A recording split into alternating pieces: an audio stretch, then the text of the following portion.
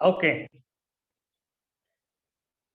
Recording सुरू झालेलं आहे आजच्या सेशनचं. इन केस जे कोणी रिक्वेस्ट करतील फक्त त्यांनाच दिलं जाईल.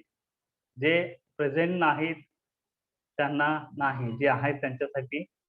पण त्यांनी रिक्वेस्ट केलेली आहे की माझा हा पार्ट पाहिलेला आहे किंवा मला कन्फ्युजन आहे.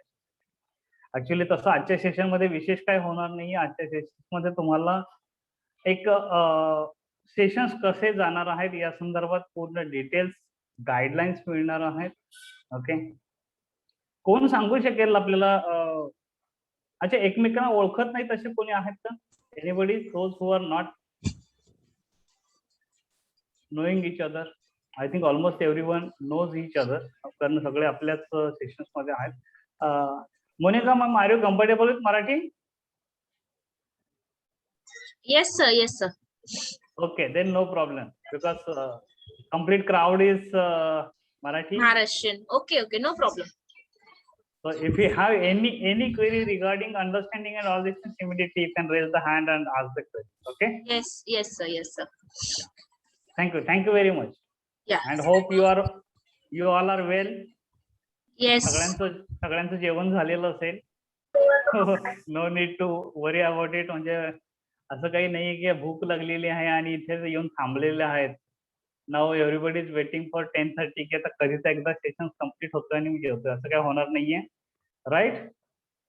So since this is first session, मी ह्या सगळ्या काही गोष्टी तुम्हाला गाईडलाईन्स ऍडव्हान्स मध्ये सांगतो की प्रत्येक रविवार आता इथून पुढे आपण एक सवय करायची आहे की फक्त रविवारचं जेवण आपल्याला लवकर करायचं आहे. So that we can be here at 9 o'clock session start केला जाईल. आजच्या सेशन्सला आपण सगळ्यांची वाट बघत बसलो. इथून पुढच्या कोणत्याही सेशन्सला कोणाचीही वाट पाहिली जाणार नाही. You are responsible if you are missing something. जर काही तुम्ही मिस केलं तर त्याची पूर्णपणे रिस्पॉन्सिबिलिटी तुमची असेल. जरी सेशन्स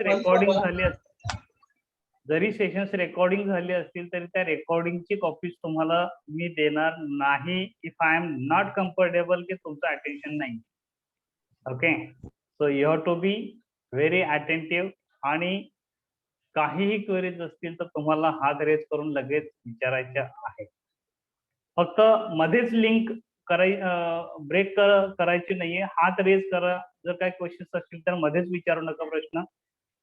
हात रेज केल्यानंतर मी तुम्हाला त्या पर्टिक्युलर सेशन्सचा तो क्लोजिंग झाल्यानंतर लगेच तुम्हाला तुमचा प्रश्न विचारण्याची संधी देणार आहे, right? So this way our sessions will go continue. आणि शक्यतो रिलेव्हंट क्वेश्चन्स विचारा, इरिलेव्हंट क्वेश्चन्स विचारू नका, कारण हे सगळे questions automatically sessions wise sessions आपले रिझॉल्व्ह होणार आहेत. त्यामुळे एकदम पुढच्या सिलेबस मधल्या काहीतरी गोष्ट असते ती आपण अगदी बिगिनिंगला विचारतो. तर प्रत्येक वेळी आपल्याला तसे काही त्याचे आन्सर्स देता येतीलच असं नाही, right? So don't worry about it. आजचं कोणी सांगू शकेल का की आपल्या सिलेबस मध्ये काय काय आहे? Anybody can? What are the things we are going to complete in our syllabus?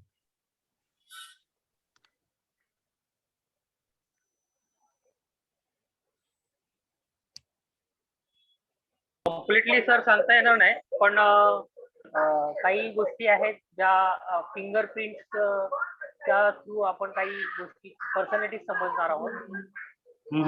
हस्ताक्षरद्वारा पण आपण काही गोष्टी समजणार आहोत. ओके, या गोष्टी म्हणजे या सिलेबस मध्ये आहेत एवढं माहिती. आणखी okay, something related to handwriting and something related to fingerprint. बरोबर आहे, ठीक आहे. तर ह्या दोन गोष्टी तर आहेतच. And apart from that handwriting मध्ये सुद्धा बऱ्याच काही गोष्टी आपण घेणार आहोत आणि त्याचबरोबर फिंगरप्रिंट्स मध्ये बऱ्याच काही गोष्टी घेणार आहोत. आतापर्यंत तुम्ही कदाचित फिंगरप्रिंट्स बद्दल थोडीफार माहिती ऐकली असेल, पाहिली असेल. काही लोकांचे रिपोर्ट्सही ऑलरेडी असतील. कोणाकोणाचे रिपोर्ट्स रेडी आहेत जरा मला हात रेज करून सांगा, किंवा डायरेक्टली तो माईक अनम्यूट करून सांगितलं तरी चालेल. कोणाकोणाचे आहेत? ओके, वर्षाचं एक आहे. एकच आहे, आणखी कोणाचं आहे? हा, अंगा दोन हात मॅडमचा पण आहेत. आहे ना हात वरती. अंगा मॅडमनी पण केलं ना सर. नाही, शालिनी दोन्ही मॅडमचं हात आहे. वर केले. कुठे? त्यांनी असं दाखवलं सर व्हिडिओ मध्ये, हँड रेज नाही नाही तर- केलेला. हो, पण तसे आम्हाला दिसत नाहीयेत. आम्हाला फक्त डिजिटल हँड रेज केलेले दिसतात. आय कॅन सी ओनली मी डिजिटल ऍक्च्युअल हँड रेस करत होती. ऍक्च्युअल हँड रेज जर तुम्ही केले तर मला ऍक्च्युअली लॅपटॉप वरती मला तसा व्ह्यू घ्यावा लागेल. जस्ट मी गॅलरी व्ह्यू मध्ये मी बघतो इथे लॅपटॉपला. No no not a problem, not a problem.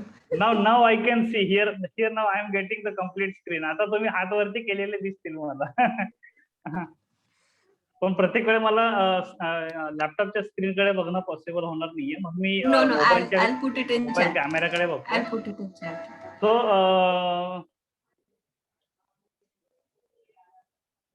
3 people are having their fingerprint analysis ready, right?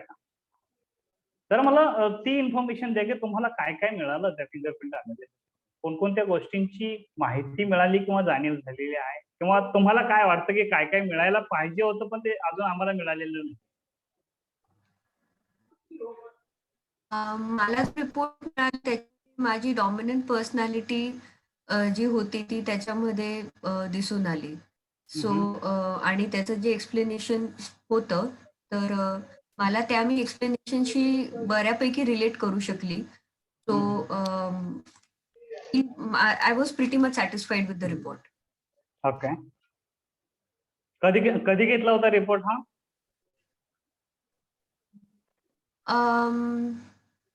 couple of months back probably.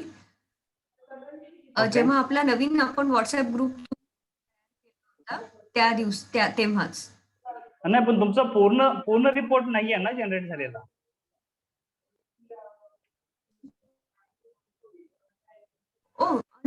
Okay.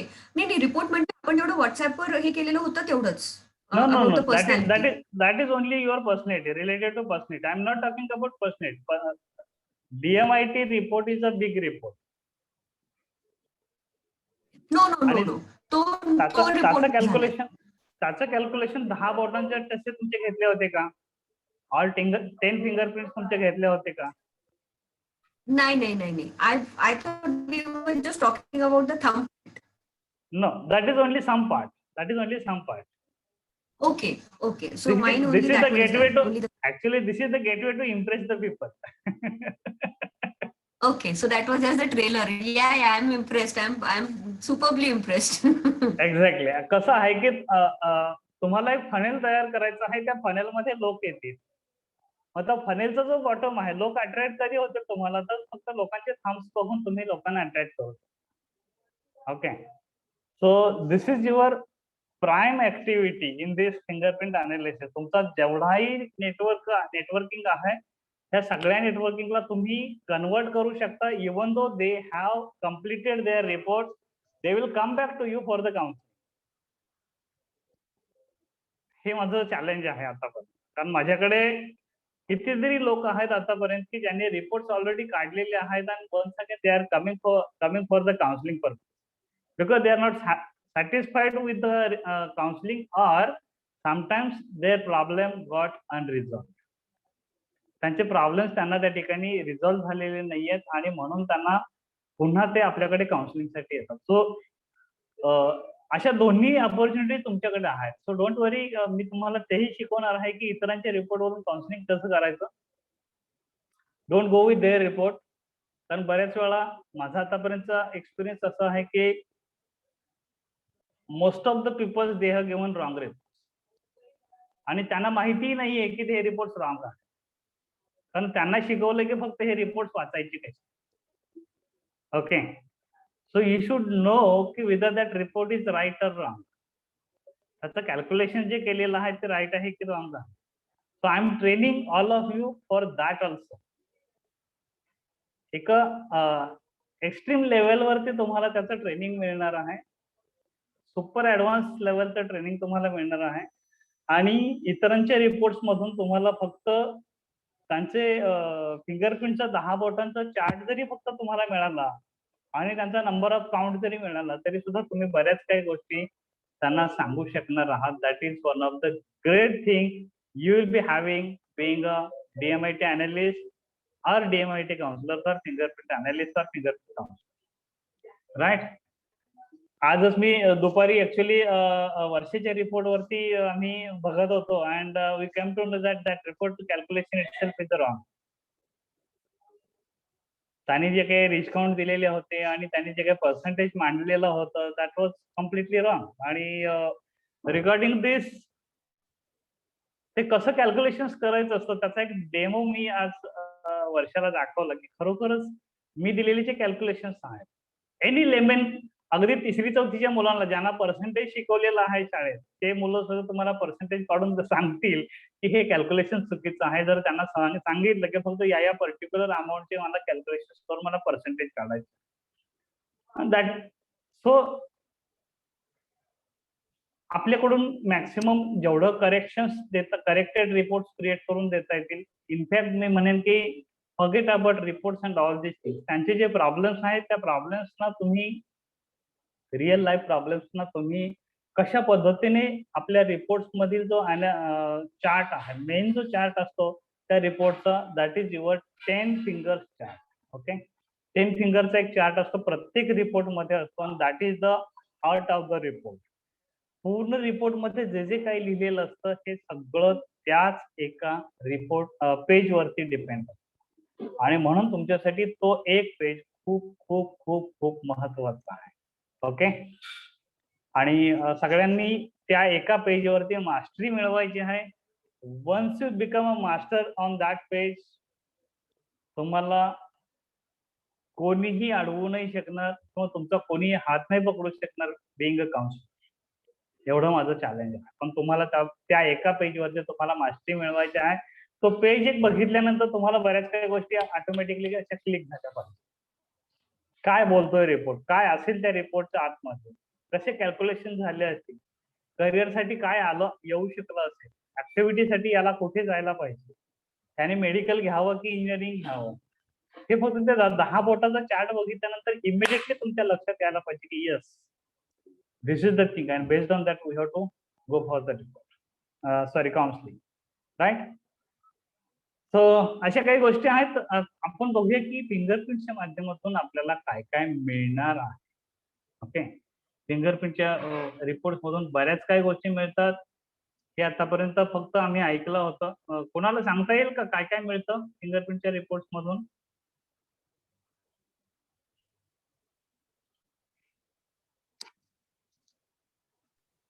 Hello. हा बोला. हा नमस्ते sir.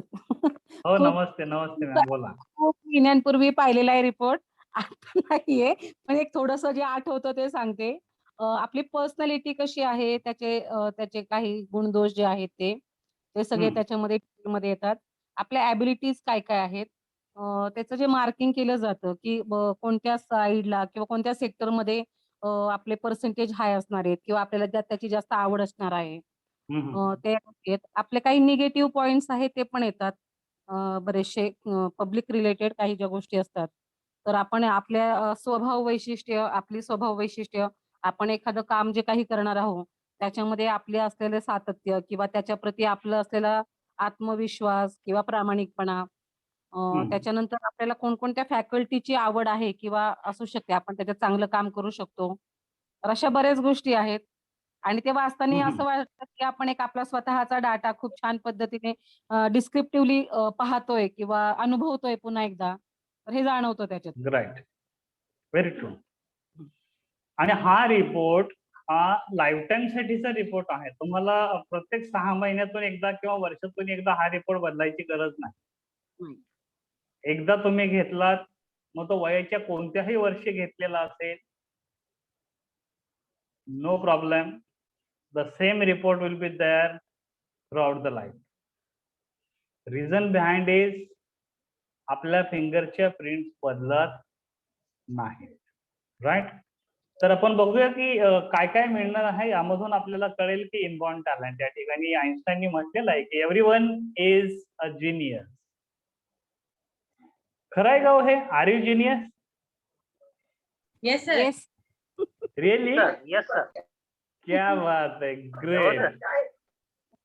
So everybody is genius, पण पुढे काय लिहिलंय बघा, but if you judge a fish on its ability to climb a tree, it will live its whole life believing that it is stupid. म्हणजेच एखाद्या फिशला, माशाला जर झाडावरती चढायला सांगितलं तर तो आयुष्यभर चढू शकणार नाही. त्याला चढणं शक्य आहे का? नाही. नाहीये. आणि तो मी ते करू शकत नाहीये म्हणून तो स्वतःला स्टुपिड समजत राहणार आहे. सो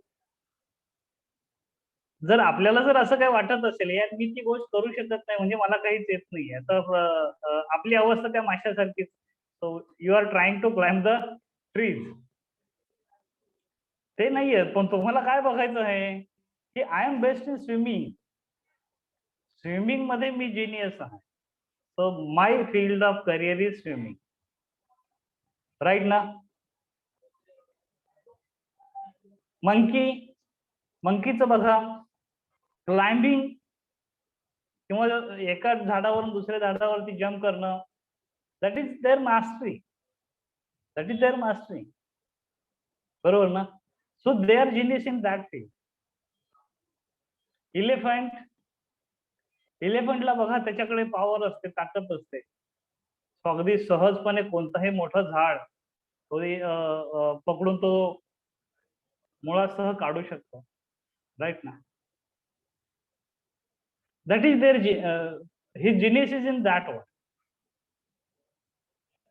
त्याने ते झाडावरती चढणं वगैरे, एक्झाम घेतली जाते सगळ्यांच्यासाठी सारखीच, पण आपण ते नाही करायचं. आपण कोणत्या फील्डमध्ये जिनियस आहे ते बघून आपण ते करिअर सिलेक्ट करायचं. तिथे आपल्याला तो जिनियसनेस घेऊन आपल्याला पुढे जायचं. So every child can not become a doctor, engineer, chartered accountant और a lawyer, but every child can surely become something. आता हे समथिंग जे आहे ना, ते फाइंड आउट करायचं असतं प्रत्येक माणसाला, की माझ्यामध्ये इनबॉर्न टॅलेंट काय आहे. आणि ते इनबॉर्न टॅलेंट शोधण्यासाठी लोक तुमच्याकडे येणार. आता हे कधी लोक येतात हेही तुम्हाला सांगतो. काही लोक लहान मुलांच्यासाठी येतात. अरे काय कळतच नाहीये, याला कसं समजावून सांगायचं, म्हणजे त्यांचा पेरेंटिंगचा इश्यू आहे. तिथे एनर्जी चॅनलाइज होत नाही, त्यासाठी येतात. काही मुलं येतील की आणि अभ्यास कसा करायचा तेच कळत नाही. ते लर्निंग स्टाईल साठी येत, त्याच्या स्टडीच्या हॅबिटसाठी येत. कॉलेजचे विद्यार्थी, शक्यतो 8वी 9वी 10वीचे विद्यार्थी किंवा त्यांना आर्ट्स कॉमर्स सायन्स कुठे जायला हवं तिकडे येतील, त्यासाठी येतील. तर त्यासाठीच तुमचं करिअरचं त्यासाठीच तुमचं जे काही रिपोर्ट काउन्सिलिंग असेल ते त्या डायरेक्शन मध्ये असायला हवं, की आणि कोणत्या गोष्टी घ्यायला पाहिजेत, कोणते कोर्सेस घ्यायला पाहिजेत, कोणत्या डायरेक्शनला जायला पाहिजे, कोणतं स्ट्रीम सिलेक्ट करायला पाहिजे, सब्जेक्ट सिलेक्शन कसं असायला पाहिजे. कॉलेजला गेलेल्या विद्यार्थ्याला सांगू नका की तू अरे सायन्सला जायला पाहिजे, तू आर्ट्सला जायला पाहिजे किंवा कॉमर्सला जायला पाहिजे. त्याने ऑलरेडी सिलेक्ट केलेलं आहे 11वी. तो त्याच्यामध्ये कसा बेस्ट करता येईल ते त्याला सांगा. त्याला डिमोटिवेट करू नका की बाबा तू चुकीच्या ट्रॅकवरती आहे. मी बऱ्याच काउन्सिलर्सना बघितलेलं आहे, ते सांगतात बिंदास, अरे यार तू कशाला गेला रे तिकडे, तुझा रिपोर्ट तरी मला इकडे वेगळंच दाखवतोय, तू तिकडे गेला तर तुला काय सक्सेस मिळणार नाहीये. नो वे, सक्सेस मिळणार नाही, असं पॉसिबल होत नाही. तर ते सक्सेस मिळवण्यासाठी कोणते टूल्स वापरायचे आहेत, कोणते स्किल डेव्हलप करणं गरजेचं आहे, की जे त्याच्याकडे कमी आहेत म्हणून रिपोर्ट तुझा वेगळा आलाय. तर त्याला त्या स्किल्सला सपोर्टिंग असलेल्या रेमेडीज तुम्हाला द्यायच्या असतात. ओके, हे काही मी स्पेशल पॉइंट्स आज मी तुमच्या समोर डिलिव्हर करतोय. तर हा झाला इनबॉर्न टॅलेंट. त्यानंतर पुढचा येतो की पर्सनॅलिटी अँड बिहेवियर. पर्सनॅलिटी आणि बिहेवियर हा कॉलेज विद्यार्थी, नोकरी करणारे, बिझनेसमन आणि husband wife, family relationship issues, ह्या सगळ्यांच्या मध्ये तुम्हाला बघायला मिळेल पर्सनॅलिटी इश्यूज आणि बिहेवियरल प्रॉब्लेम्स. कोणी डॉमिनंट असतो, कोणी कॉम्प्लेंट असतो, कोणी स्टेडी असतो, तर कोणी इन्फ्लुएन्शियल असतो. आणि प्रत्येकाला वाटत असतं की I am right. Yes, everybody is right at their point. तो त्यांचा पॉइंट ऑफ व्ह्यू आहे. कारण प्रत्येकाचं थॉट प्रोसेस हे त्याच्यानुसार त्यांच्या पर्सनॅलिटीनुसार होतं. त्यांचं बिहेवियर त्याच्या पर्सनॅलिटीनुसार होतं. बरोबर ना? त्यांचं नेचर त्याच्या पद्धतीने घडलेलं असतं आणि हे त्यांना दाखवून देणं आणि त्यानुसार त्यांना पुढे सपोर्ट करणं की बाबा यामध्ये तुम्ही काय करू शकता, तुमचं स्ट्रेंथ काय आहे, तुमचा विकनेस काय आहे, तुम्हाला कोणती ऑपॉर्च्युनिटी मिळू शकतात, तुम्हाला कोणती माणसं तुमच्या सोबत असायला पाहिजे, फॅमिली मधल्या लोकांनी तुमच्या बरोबर वागताना काय करायला पाहिजे, तुम्ही इतरांच्या बरोबर डिस्कस करताना काय करायला हवं, कोणत्या प्रिकॉशन्स घ्यायला पाहिजेत की जेणेकरून प्रॉब्लेम्स क्रिएट होणार नाही. तर ह्या सगळं हा पूर्ण डिटेल्स तुम्हाला या पर्सनॅलिटी आणि बिहेवियर मध्ये डिस्कस करायचा असतो आणि हा मेन की पार्ट असतो. कारण प्रत्येकाचा विकनेस आणि स्ट्रेंथ ह्या दोन्ही गोष्टी माहीत असतात. त्या तुम्ही चॅनलाइज कशा करायच्या की जेणेकरून त्यामधून तुम्हाला चांगला आउटकम मिळू शकेल. हे जर तुम्ही त्यांना दाखवून दिलं तर तुम्ही त्यांच्या गळ्यातली साईज पाहा. Got it? So they will listen you for anything and everything once they enrolled and registered for this. आणि हे पर्सनॅलिटी आणि बिहेवियर यामध्ये तुम्हाला खूप मोठी मास्टरी मिळवायची आहे. मगाशी मी जसं सांगितलं होतं की 10 बोटांच्या चार्ट वरती तुम्हाला मास्टरी मिळवायची आहे, त्याचबरोबर बिहेवियर, पर्सनॅलिटी आणि थॉट प्रोसेस या गोष्टीवरती सुद्धा तुम्हाला मास्टरी मिळवायची आहे. कारण हा जो चार्ट आहे, हा जो पार्ट आहे पर्सनॅलिटी, बिहेवियर आणि तुमचा थॉट प्रोसेस, हा तुमचा ट्रेलर आहे. हा तुम्ही कधीही कुठेही विदाउट एनी मटेरियल तुम्ही लोकांचे फक्त थंब्स बघून त्यांना हे डिलिव्हर करू शकता. ओके, 2 थंब्स तुम्हाला फक्त बघायचे आहेत आणि त्याच्यासाठी जर तुम्हाला आयसाईटचा इश्यू असेल तर you can carry magnifying glass. जर तुमचे डोळे चांगले असतील तर काहीच प्रॉब्लेम नाही. आणि हल्ली तर प्रत्येकाच्या हातामध्ये एक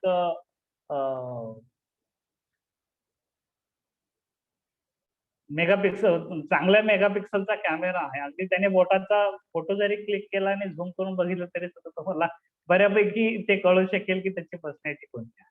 राईट ना? आणि हे सहज ओळखता कसं येईल आणि कसं अगदी सहजपणे तुम्ही लांबून जरी बघितलं तर तुमच्या लक्षात येईल हे कसं ओळखायचं आणि त्याच्यावरती काय काय आणि कसं बोलायचं हे सगळं तुम्हाला या ठिकाणी शिकवलं जाणार आहे. सो पर्सनॅलिटी, बिहेवियर आणि थॉट प्रोसेस. आणि त्याचबरोबर हेल्पफुल काय आहे, हार्मफुल काय आहे, इंटरनल काय आहे आणि एक्सटर्नल काय.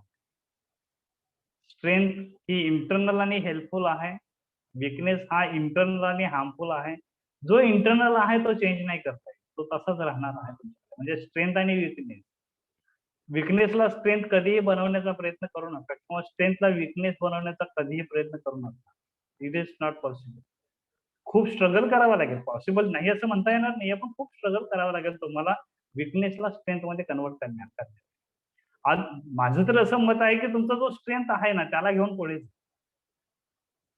आणि एक्सटर्नल ऑपॉर्च्युनिटीज आणि थ्रेट जे आहेत तिथे तुम्ही क्रिएट करू शकता miracle. So that is not an issue. Then you will be coming to know about multiple intelligence. ते हार्वर्ड गार्डनरनी मल्टिपल इंटेलिजन्स दिले होते की ज्याच्या बेसवर ते आपण करिअरचं गायडन्स करतो. म्हणजे इथे जर बघितलं तर आपल्याला लक्षात येईल की जर इंटरपर्सनल तुमचं चांगलं असेल तर you can be a good counsellor, politician, sales person. Visual linguistic चांगलं असेल तर जर्नलिस्ट, टीचर, लॉयर. इंटरपर्सनल असेल तर रिसर्चर, नॉव्हेलिस्ट, एंटरप्रेन्योर. तर हे असे वेगवेगळे कॅटेगरीज आहेत आणि त्याच्यानुसार तुम्हाला वेगवेगळे स्ट्रीम्स पण दिलेल्या आहेत, करिअरचे ऑप्शन सुद्धा त्या ठिकाणी दिले. तर याचा सुद्धा तुम्हाला इन डिटेल नॉलेज मिळेल किंवा हे इंटरपर्सनल पर्सनॅलिटी म्हणजे नेमकी काय आहे, त्याच्या कॅरेक्टरिस्टिक्स काय आहे, त्याचे प्रिफर्ड करिअर ऑप्शन्स काय आहे आणि यामध्ये प्रॉब्लेम्स कुठे येऊ शकतात. तर ह्या सगळ्या काही गोष्टी सुद्धा तुम्हाला बघायला मिळणार. ब्रेन डॉमिनन्स मध्ये हा तुम्हाला थोडासा मी इन डिटेल सेशन्स देणार आहे. या सेशन्स मध्ये लेफ्ट ब्रेनचे एक्सप्रेशन्स कसे असतात आणि राईट ब्रेनचे एक्सप्रेशन्स कसे असतात. नॉर्मली तुम्हाला प्रत्येक रिपोर्ट मध्ये एवढंच सांगितलं जातं, you are left brain dominant और you are right brain dominant. कारण त्याचं एकच पेज असतं आणि तिथे फक्त पर्सेंटेज दिलेले असतात. जसं मी मगाशी वर्षाचं बघितलं, वर्षा लेफ्ट ब्रेन मध्ये 49% आहे आणि राईट ब्रेन मध्ये 51%. पण what is the meaning behind it? त्याचा रिअल लाईफ मध्ये काय प्रॉब्लेम येणार, कुठे त्याचा बेनिफिट होऊ शकतो आणि कुठे आपण आपली गाडी अडकू शकतो. तर ह्या सगळ्या गोष्टीमध्ये एक नवीन ऑपॉर्च्युनिटीज क्रिएट करण्यासाठी याचा तुम्हाला खूप फायदा होणार आहे, की जे तुम्हाला कोणत्याही काउन्सिलरच्या कोर्सेस मध्ये दिलं जाणार नाहीये. This is one of the key part from my regular training program. Okay, तर तोही मी तुम्हाला देणार आहे, की ज्याच्या माध्यमातून तुम्हाला लेफ्ट ब्रेन एक्सप्रेशन्स आणि राईट ब्रेन एक्सप्रेशन्स करून. Then next part will be the learning styles. Learning styles मध्ये auditory learners, kinesthetic learner, visual learner, प्रत्येकाकडे तिन्ही लर्निंग स्टाईल्स असतात, परंतु एक डॉमिनंट असते. मग ती डॉमिनंटचा वापर कसा करायचा, जे सेकंडरी आहे तिचा वापर कसा करायचा, कोणते एक्झाम, तिथे नॉर्मली विद्यार्थ्यांना काय प्रॉब्लेम्स येतात, ते प्रॉब्लेम्स येऊ नयेत यासाठी त्यांनी काय करायला हवं, पालकांनी काय प्रिकॉशन्स घ्यायला पाहिजे, हे सगळं त्या ठिकाणी लोकांच्यापर्यंत पोहोचवणं गरजेचं आहे. कारण पालकांना माहित नाही की त्यांचा रोल काय. बिईंग अ काउन्सिलर तुमचा फोकस प्रत्येक वेळी स्टुडंट, पेरेंट्स ह्या दोन्ही गोष्टींना कनेक्टेड असायला पाहिजे. फक्त पालकांची आतापर्यंत माझा एक्सपिरियन्स असा आहे की पालक फक्त सांगा, त्याला सांगा जरा कसा अभ्यास करायचा.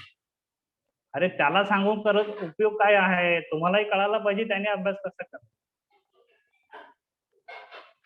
बरोबर ना, मुलांनी अभ्यास कसा करायला पाहिजे हे जोपर्यंत पालकांना कळणार नाही आणि पालकांनी ते स्ट्रिक्टली फॉलो करणार नाही तोपर्यंत काही होणार. नॉर्मली कसं होतं माहिती का, मम्मी जवळजवळ मोर दॅन 90% मम्मी मुलांचा अभ्यास करून घेते आणि मम्मी असते किचन मध्ये आणि मुलं अभ्यासाला बसलेले असतात. मग त्याला किचन मधलं काम करत करत ते बघायचं असतं की मुलं अभ्यास करतात की नाही. तर मुलाला सांगते जरा मोठ्याने वाच म्हणजे मला कळेल तो अभ्यास कर. आता तुम्ही मला सांगा, जर या ठिकाणी आपला जर मुलगा या ठिकाणी व्हिज्युअल असेल, किनेस्थेटिक असेल, तर त्याने दिवसभर जरी त्या पुस्तकाचं पारायण घातलं, पठन केलं, मोठमोठ्याने जरी ओरडून त्याने सगळं काही पाठांतर करण्याचा प्रयत्न केला, तर 10% सुद्धा त्याच्या लक्षात राहणार नाही. म्हणजे त्याने 2 तास अभ्यास करून त्याचा उपयोग होईल का? नाही होणार. Visual they want pin drop science. पण मग ते पिन ड्रॉप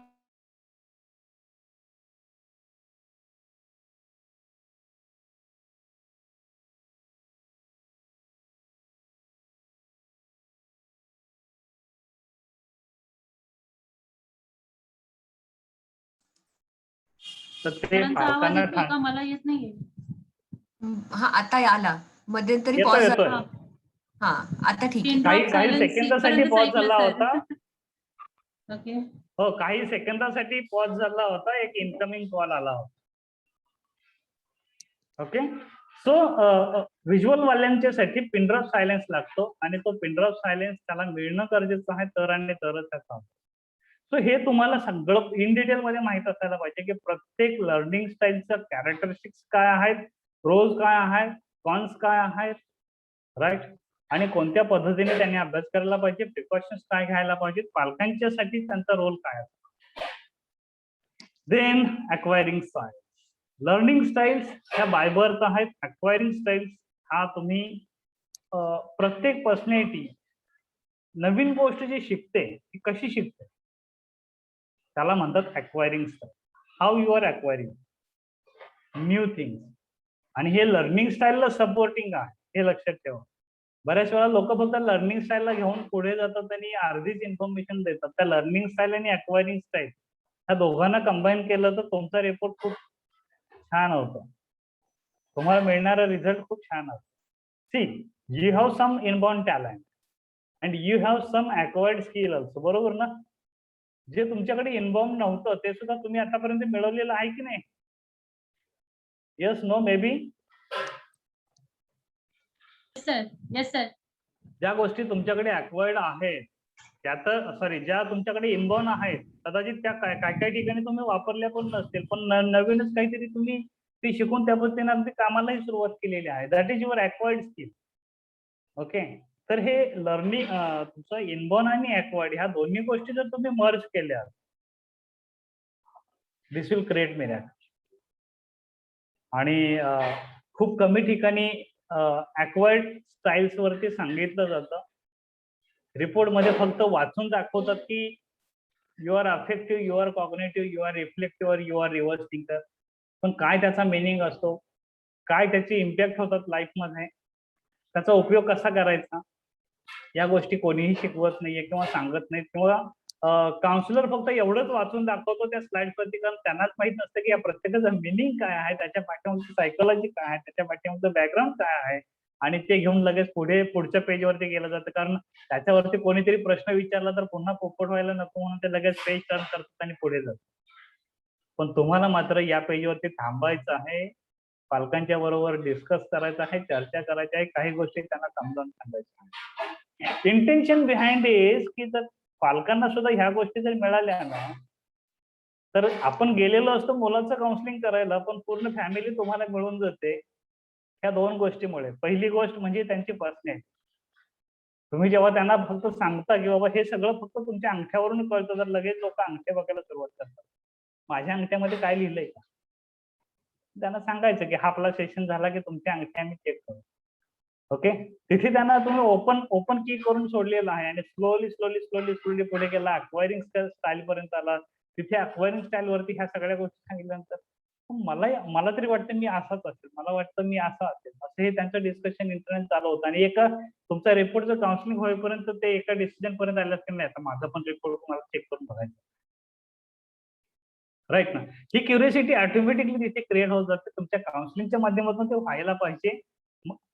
पालकांचं काउन्सिलिंग हे नंतरच असतं, पण मुलांचं काउन्सिलिंग करत असताना पालकांना सुद्धा ती क्युरियोसिटी वाटली पाहिजे की मला सुद्धा माझ्यासाठी हे महत्वाचं, राईट. त्यानंतरच आपलं की करिअरसाठी कुठे काय करायला हवं, काय नाहीये, कोणतं स्ट्रीम घ्यायला पाहिजे, कोणतं करिअरचं निवड करायला पाहिजे, राईट. ह्या सगळ्या गोष्टी म्हणजेच आपल्याला इनबॉर्न टॅलेंट आहे, लर्निंग स्टाईल आहे, मोस्ट सुटेबल वर्किंग एन्व्हायरमेंट कोणतं, स्टडीचं एन्व्हायरमेंट कोणतं, माझं सॉर्ट अनालिसिस काय आहे, ब्रेन डॉमिनन्स काय आहे, माझं अक्वायरिंग स्किल कोणतं आहे, मोस्ट सुटेबल करिअर किंवा कोर्स माझ्यासाठी कोणता आहे based on my character, my ability. त्याचबरोबर माझा IQ, EQ, AQ आणि CQ. बऱ्याच वेळा म्हणतात की माझा हा IQ आहे का, तर नाही. 100% जो आहे क्वेश्चन, त्या 100% क्वेश्चनला 4 मध्ये डिवाइड केलंय. मग त्यापैकी तुमचा IQचं पर्सेंटेज किती आहे, जे रिपोर्ट मध्ये येतं that is a percentage of IQ, percentage of EQ, percentage of AQ आणि पर्सेंटेज ऑफ CQ. IQ म्हणजे इंटेलिजंट क्वेश्चन. जर हे चौघांची बेरीज 100 असते, तर त्या 100 मध्ये IQ किती आहे, EQ किती, इमोशनल क्वेश्चन किती, AQ is a adversity question आणि CQ is a creative question.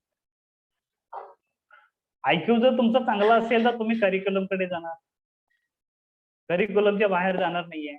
जो स्कूल लेवलवरती करिक्युलम असतो, because our curriculum is completely based on logical thing. तुमचा IQ जर असेल तर तुम्ही करिक्युलमच्या बाहेर जाणार नाही. जर EQ चांगला असेल तर you will not go with the curriculum, you will try to go with the extra curriculum. AQ जर असेल तर ऍडव्हर्सिटी क्वेश्चन आहे, म्हणजे जिथे जिथे चॅलेंजेस असतात असे चॅलेंजेस फेस करायला तुम्हाला आवडतात. जिथे कोणी नाहीये तिथे आम्ही, बरोबर ना. काही लोक म्हणतात जिथे कमी तिथे आम्ही, त्यांना काहीही करायला सांगा, बिंदास करत. रेस्क्यू कोणाला करायचं असेल तिथे असतात. जिथे कमी तिथे आम्ही अशी म्हणणारी जी लोक असतात ती नॉर्मली AQ मध्ये असतात. आर्ट्स मध्ये असणारी लोक असतात, पेंटिंग मध्ये असणारी, फोटोग्राफी मध्ये असणारी, ऍक्टिंग मध्ये असणारी, हे सगळे क्रिएटिव्ह क्वेश्चन्स मधले असतात. तर हे सगळं आपल्याला बघायचं आहे. त्यानंतर 8 इंटेलिजन्स जे आहेत तर त्याचा डिस्ट्रीब्युशन तसा आहे, त्यालाच आपण मल्टिपल इंटेलिजन्स म्हणतो. आणि ह्या सगळ्या गोष्टी आपण या ठिकाणी या आपल्या ट्रेनिंग प्रोग्राम्स मधून शिकणार आहोत, राईट. हा झाला एक पार्ट, फक्त फिंगरप्रिंट अनालिसिस. पण या फिंगरप्रिंट अनालिसिसचा अजून कुठे कुठे वापर करताय, तर मी आतापर्यंत बऱ्याच लोकांना माहित आहे की मी इव्हन मॅरेज काउन्सिलिंग मध्ये सुद्धा फिंगरप्रिंट वापरतो. मी पुण्यामध्ये एक डिवोर्सची केस पण विड्रॉ केलेली आहे. फक्त तुमची अंगठी चेक कर, पर्सनॅलिटी, थॉट प्रोसेस आणि तुमच्याकडे असलेला लर्निंग स्टाईल. कारण मॅक्सिमम प्रॉब्लेम्स हे रिलेशनशिप मध्ये जे क्रिएट होतात हे तुमच्या लर्निंग स्टाईल्समुळे, तुमचा बिहेवियरल पॅटर्न, तुमचे थॉट प्रोसेस आणि पर्सनॅलिटी. आणि म्हणूनच मी मगाशी सुद्धा सांगितलं की तुम्ही हे जे काही 2-3 महत्वाचे पॉइंट्स आहेत की तुमचं पर्सनॅलिटीचा चार्ट जो आहे तो तुमचा तोंडपाठ असतो. म्हणजे झोपेतून कधीही तुम्हाला उठवलं आणि एखाद्या पर्सनॅलिटी बद्दल सांगायला सांगितलं तर लगेच तुमच्या डोळ्यासमोर ते पूर्ण यायला पाहिजे. म्हणजे पाठ नाही करायचं, पण ते तुम्हाला ते लक्षात यायला पाहिजे, लगेच समजलं पाहिजे की मला आता पुढे काय करायचंय, कसं सांगायचंय कोणाला, आणि समोरची व्यक्ती बघून तुम्हाला सांगायचं. राईट. एकच स्टेप रिपीट नाही करायची प्रत्येक. एकच स्टेप रिपीट केली तर तिथे problem. So no need to repeat the tape. बऱ्याच वेळा तुम्हाला असंही मिळेल की एकाच फॅमिलीमध्ये एकाच पर्सनॅलिटीचे 2-3 लोक असतात. रिपोर्ट सुद्धा जवळजवळ सारखे असतात. मग काय करणार? एकच रिपोर्ट वाचून दाखवणार का सगळ्यांना?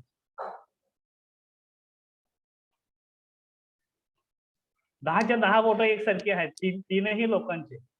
काय कराल? थोडाफार फरकाने त्यांचे पर्सेंटेज चेंज झालेले आहेत. Otherwise everything is same. तर त्यावेळी मात्र त्यांच्या वयानुसार तुमचं काउन्सिलिंग व्हायला पाहिजे. कोणाचा रिपोर्ट आहे, त्याचं वय किती आहे, त्याची रिक्वायरमेंट काय आहे, त्याच्यानुसार ते रिपोर्ट तुम्हाला चेंज करायचे आहेत.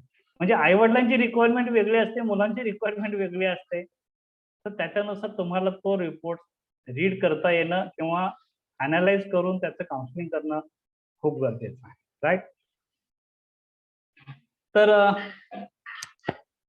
त्यासाठी तुम्ही मॅरेज काउन्सिलिंगसाठी त्या रिपोर्टचा वापर करू शकता. आणखी कशासाठी हा रिपोर्ट वापरू शकाल? शाळेमध्ये, क्लासरूम मध्ये जी सिटिंग अरेंजमेंट असते वर्गातल्या मुलांची, ती कशी असायला पाहिजे? तर त्याच्यासाठी सुद्धा आपण हा रिपोर्ट वापरू शकतो. तर अनघा, स्पेशली फॉर यू, की तुम्ही आतापर्यंत बऱ्याच शाळांना अप्रोच केलेला आहे. तर जिथे जिथे तुम्हाला कोणी रिजेक्ट करेल आणि सांगतील की आमच्याकडे ऑलरेडी फिंगरप्रिंट अनालिस्ट आहेत, तर त्यांना सांगा की त्यांना फक्त एकच प्रश्न विचारायचा की तुमची शाळेची सिटिंग अरेंजमेंट विद्यार्थ्यांची क्लासरूमची त्यांनी तयार करून दिली आहे का? त्यांची मॅनेजमेंट सुद्धा तोंडात बोट घालेल की असाही काय प्रकार असतो का? तर त्यांना सांगायचं हो आमच्याकडे आहे. ओके. ते जो म्हणतील तुम्हाला आम्ही तुमच्या प्रमाणे बसवतो. जो तुम्हाला तुमच्या अनालिस्टने, तुमच्या काउन्सिलरने फक्त रिपोर्ट वाचून दाखवलाय, आम्ही तुम्हाला तुमच्या क्लासरूमचं सिटिंग अरेंजमेंट पूर्णपणे अशा पद्धतीने तयार करून देऊ की your teacher will deliver and your students will get 100%. Got it? कारण तुमची ही कंप्लेंट होती की मला अशा शाळांच्याकडून रिमार्क येत आहेत. सो खूप जास्ती. exactly. So this is the perfect punch. This is the perfect punch for the principals and management. आणि आपण फक्त बोलत नाही, आपण ते करून दाखवतो. आणि ज्या गोष्टी बोलत नाही त्या सुद्धा आपण करून दाखवणार आहोत. कारण शिक्षकांना सुद्धा शिकवणार आहोत की how to teach to the student. म्हणजे प्रत्येक लर्निंग स्टाईलच्या मुलाला मग कसं शिकवायचं हेही आपण शिक्षकांना शिकवणार आहोत. तर तुम्ही ज्या ज्या शाळेमध्ये अप्रोच करायला जाल त्या त्या शाळेमध्ये तुम्ही बिनधास्त सांगा की will be giving special 2 hour training for the teachers. या बेसवरती आम्ही त्यांना सांगू की बाबा कशा पद्धतीने शिकवायचं. आणि त्यामध्ये मग टीचरची लर्निंग स्टाईल आपण फ्रीमध्ये टेस्ट करून देऊ. आपल्याकडे ऑलरेडी फक्त लर्निंग स्टाईल टेस्ट करण्यासाठी ऑलरेडी आपल्याकडे आपण हेही केलेलं आहे. मोर दॅन 500 शिक्षकांची आपण लर्निंग स्टाईल टेस्ट पण करून दिली. राईट. आणि त्याचा सेटअप ऑलरेडी रेडी आहे. So don't worry about it. एक फक्त त्यांना लिंक पाठवायची आहे. लिंकवरती क्लिक करून त्यांनी क्वेश्चनर फिलअप केला, 30 क्वेश्चनचे आन्सर्स द्या आणि your learning style will be ready within a second.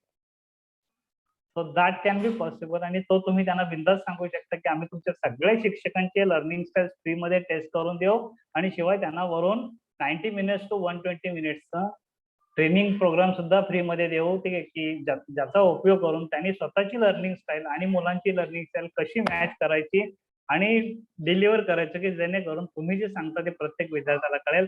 दुसरी महत्वाची गोष्ट म्हणजे तुमचा क्लासरूमचा सेटअप पूर्णपणे आम्ही चेंज करून देऊ. आज रोटेशन सिस्टम जी चालू केलेली आहे ती कुठेतरी थांबली पाहिजे आणि sitting arrangement should be based on their learning style pattern. आणि ह्या गोष्टी जेव्हा तुम्ही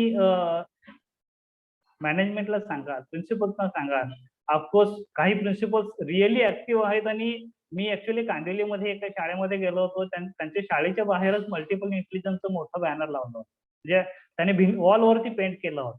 मी तिथे गेल्यानंतर त्या प्रिन्सिपलला म्हटलं, मॅम हे पेंटिंग कधी क्रिएट केलंय? की मग मॅडमने सांगितलं की सर मी इथे आल्यानंतरच मीच ते करून घेतलं. सो जर त्या प्रिन्सिपलने ते स्वतः करून घेतलेलं आहे, that means she is aware about the multiple intelligence. तुम्हाला पिचिंग करणं खूप सोपं होतं. जास्त काही सांगायचं नाही. मग त्यांना फक्त एवढंच विचारायचं की ma'am are you implementing this in your curriculum or in your school? If it is not there, I can support you in this. Simple. Right. सगळ्या काही गोष्टी तुमच्यासाठी ओपन होऊन जाईल. फक्त बघायचं आहे, तिथे अवेअरनेस क्रिएट करा. राईट. म्हणजे तुम्हाला सिटिंग अरेंजमेंट झाली. त्याचबरोबर आणखी कुठे कॉर्पोरेट मध्ये सुद्धा तुम्ही लोकांना सपोर्ट करू शकता. HR मध्ये कोणाचं प्लेसमेंट कुठे करायचं? खूप बोलका माणूस आहे, ऍडमिन मध्ये बसवून चालेल का त्याला? नाहीये. तो पूर्ण ऍडमिनची वाट लागते. आणि एक जण असा आहे की याला काहीच बोलायचं नाहीये, तो कोणाशीच बोलत नाही आणि खूप इगोवाला आहे. त्याला कस्टमर केअर मध्ये किंवा फ्रंट डेस्कला ठेवून चालेल का? अहो रोज तक्रारी येतील लोकांच्या. पहिला ह्या माणसाला इथून दुसरीकडे कुठेतरी ट्रान्सफर करा, बरोबर ना? So outcome will not be there. Productivity जर पाहिजे असेल तर आपण कंपन्यांना सुद्धा या ठिकाणी अप्रोच करून सांगू शकतो की आम्ही तुमचं प्लेसमेंट जी आहे म्हणजे डिपार्टमेंट सुटेबिलिटी, मगाशी आपण बघितलं होतं एका ठिकाणी की डिपार्टमेंट सुटेबिलिटी, प्रत्येक माणसाची एक डिपार्टमेंट सुटेबिलिटी असते. ज्याचा ग्रॉस मोटर चांगला आहे त्याला एका ठिकाणी बसून चालणार नाही. त्याला मार्केटिंगचा जॉब द्या ना, जाऊ दे, फिरू देतात. त्याला फिरायला आवडतं. त्याला इथे बसवला तर तो कोणाला काम नाही करू देणार. प्रत्येक 10 मिनिटाला तो कोणाच्या तरी टेबलवरती जाऊन उभा राहणार आहे, बरोबर ना? तर अशा माणसाला कुठे पाठवायचं? बाहेर फिरायला पाठवायचं. आउटडोअर ड्युटी त्याला द्यायची. बोलणाऱ्या माणसाला काउंटरवरती ठेवायचे जिथे पब्लिक जास्त असते, म्हणजे त्याची इच्छा पूर्ण होते आणि तो खूप प्रेमाने लोकांच्या सगळ्या समस्या ऐकून पण घेतो आणि त्यांना समजावून सांगतो. त्याला बोलायला आवडतं, त्याला तिकडे पाठवायचं. त्याला बोलायला आवडत नाही, कोणाशी बोलायचं नाही, काही नाही, त्याला बॅक ऑफिसला घ्या. जिथे तो सिन्सिअरली काम करू शकेल, कोणी त्याला डिस्टर्ब करणार नाही. Got it? सो ह्या सगळ्या गोष्टी आहेत आणि ह्या सगळं तुम्हाला कळणं गरजेचं आहे. हा हे कसं आपल्याला घ्यायचं, हे कसं घ्यायचं, मग ह्याची फिजिबिलिटी आपण कशी चेक करायची, ह्याच्या कॅरेक्टरिस्टिक कशा चेक करायचं. म्हणजे मी आजच्या ह्या सेशनमध्ये फक्त तुम्हाला काही आयडियाज देत आहे. हा आपला ओरिजिनल सेशन नाही आहे. आपला सेशन 31 तारखेला स्टार्ट होणार आहे. आजचा सेशन आहे की हा प्री सेशन आहे. तुम्हाला एक क्युरिओसिटी निर्माण व्हावी, काय काय मिळणार आहे तुम्हाला, राईट ना? ह्या सगळ्या गोष्टी तुम्हाला फिंगरप्रिंटच्या माध्यमातून. अजूनही बरंच काय आहे, काही स्पेशल आहेत गोष्टी ज्या मी तुम्हाला नंतर सांगणार आहे, किती वेळ आल्यानंतर, राईट? तर आता मी हँड ओव्हर करेन अनघाकडे. She will tell you something related to handwriting and graphology and signature. आणि आम्ही दोघे ग्राफॉलॉजी सुद्धा आम्ही दोघे एकत्र येऊन लीड करणार आहोत. So over to Anagha. Thank you, sir. Thank you so much. Yeah. Thank you. I'll just share my screen, sir. Yeah. नाही, स्क्रीन नाहीये तिथं. मला एकदा मला डिसेबल येत ऑप्शन, तर एकदा मला परमिशन द्याल का? Just minute.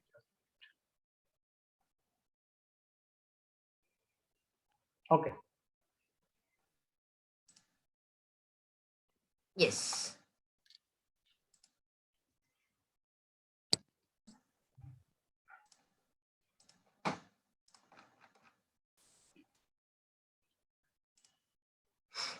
ॲज युजलच तुमचं सेशन म्हणजे घड्याळाकडे लक्ष नाही राहत किती वाजलेत म्हणून. तर as usual it is a pleasure talking to listening to you as always. आणि फक्त एक जे थोडंसं आपल्या द सेम लाईन जे आपण फिंगरप्रिंट बद्दल बोललेलो आहे, on the same line graphology how that works and how त्याचा पण आपण उपयोग कसा करू शकतो त्याच्यासाठी छोटीशी मी एक PPT बनवलेली आहे. तर ती मी आता शेअर.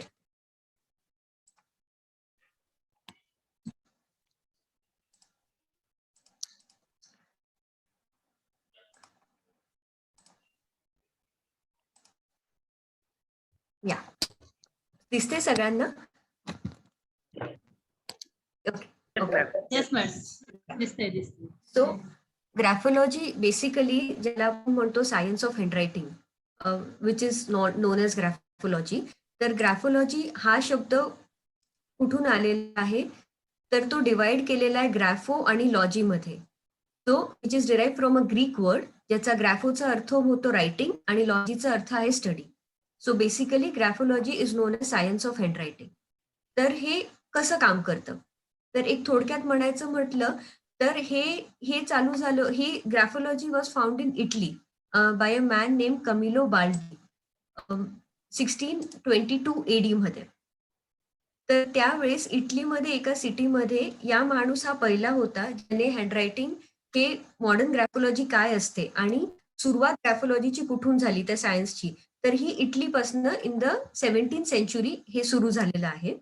त्याच्यानंतर 1897 मध्ये एव्ह Jean Hippolyte, who is known as the father of graphology, त्यांनी 1897 मध्ये ही टर्म कॉइन केली ग्रॅफोलॉजी मध्ये.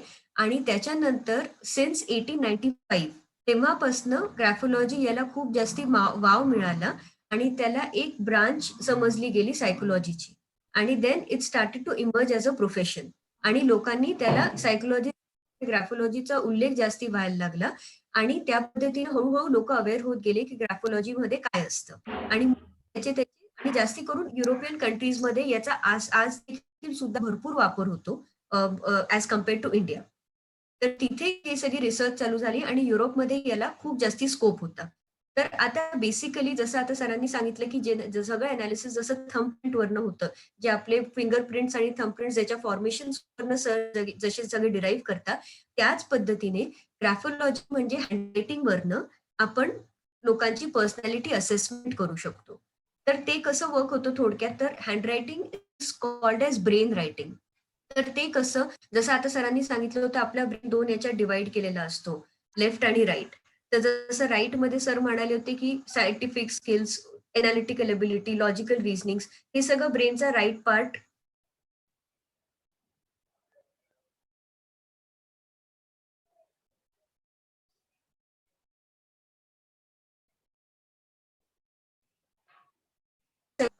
लेफ्ट ब्रेन डॉमिनेटेड, जसं म्हणाले सर राईट ब्रेन डॉमिनेटेड आणि लेफ्ट ब्रेन डॉमिनेटेड जसं असतं तसं. So this is how your brain works. मग आता ब्रेनचा आणि हाताचा काय संबंध येतो, why handwriting is called the brain writing.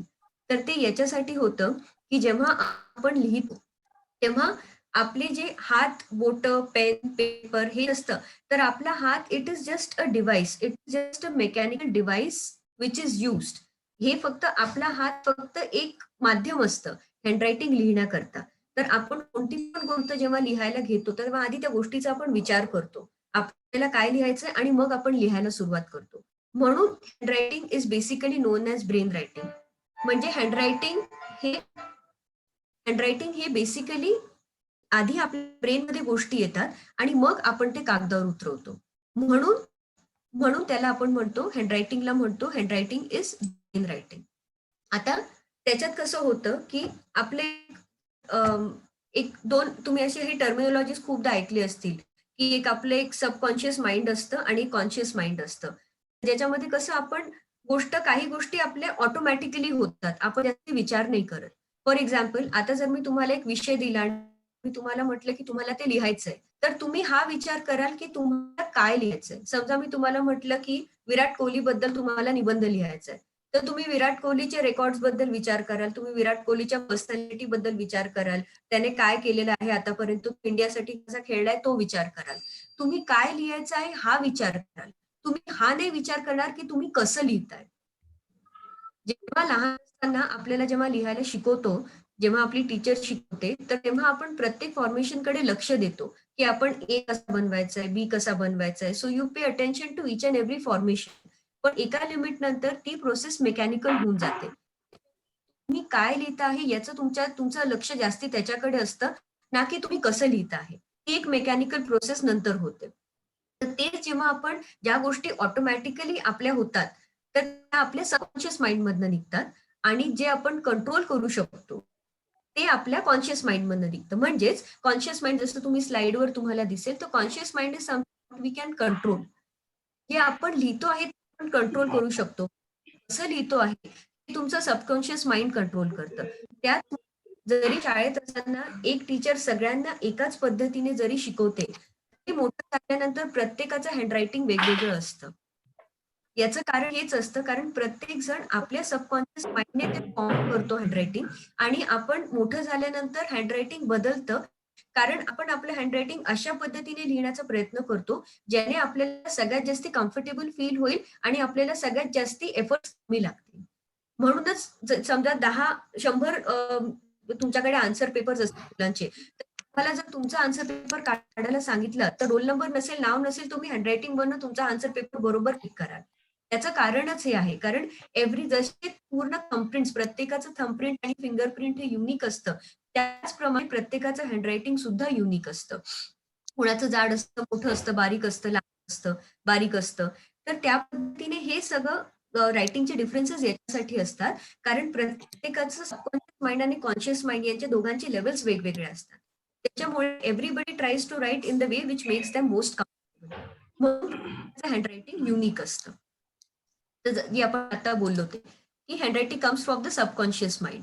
तर पेन हा फक्त एक टूल असतो आणि तुमचे बोट मूव्ह करतात आणि त्या पद्धतीने तुम्ही हँडरायटिंग फॉर्म करता. पण जो काही मेसेज तुम्हाला देतो तो तुमच्या ब्रेनकडनं तुमच्या हाताला येतो. That is the reason your handwriting is unique.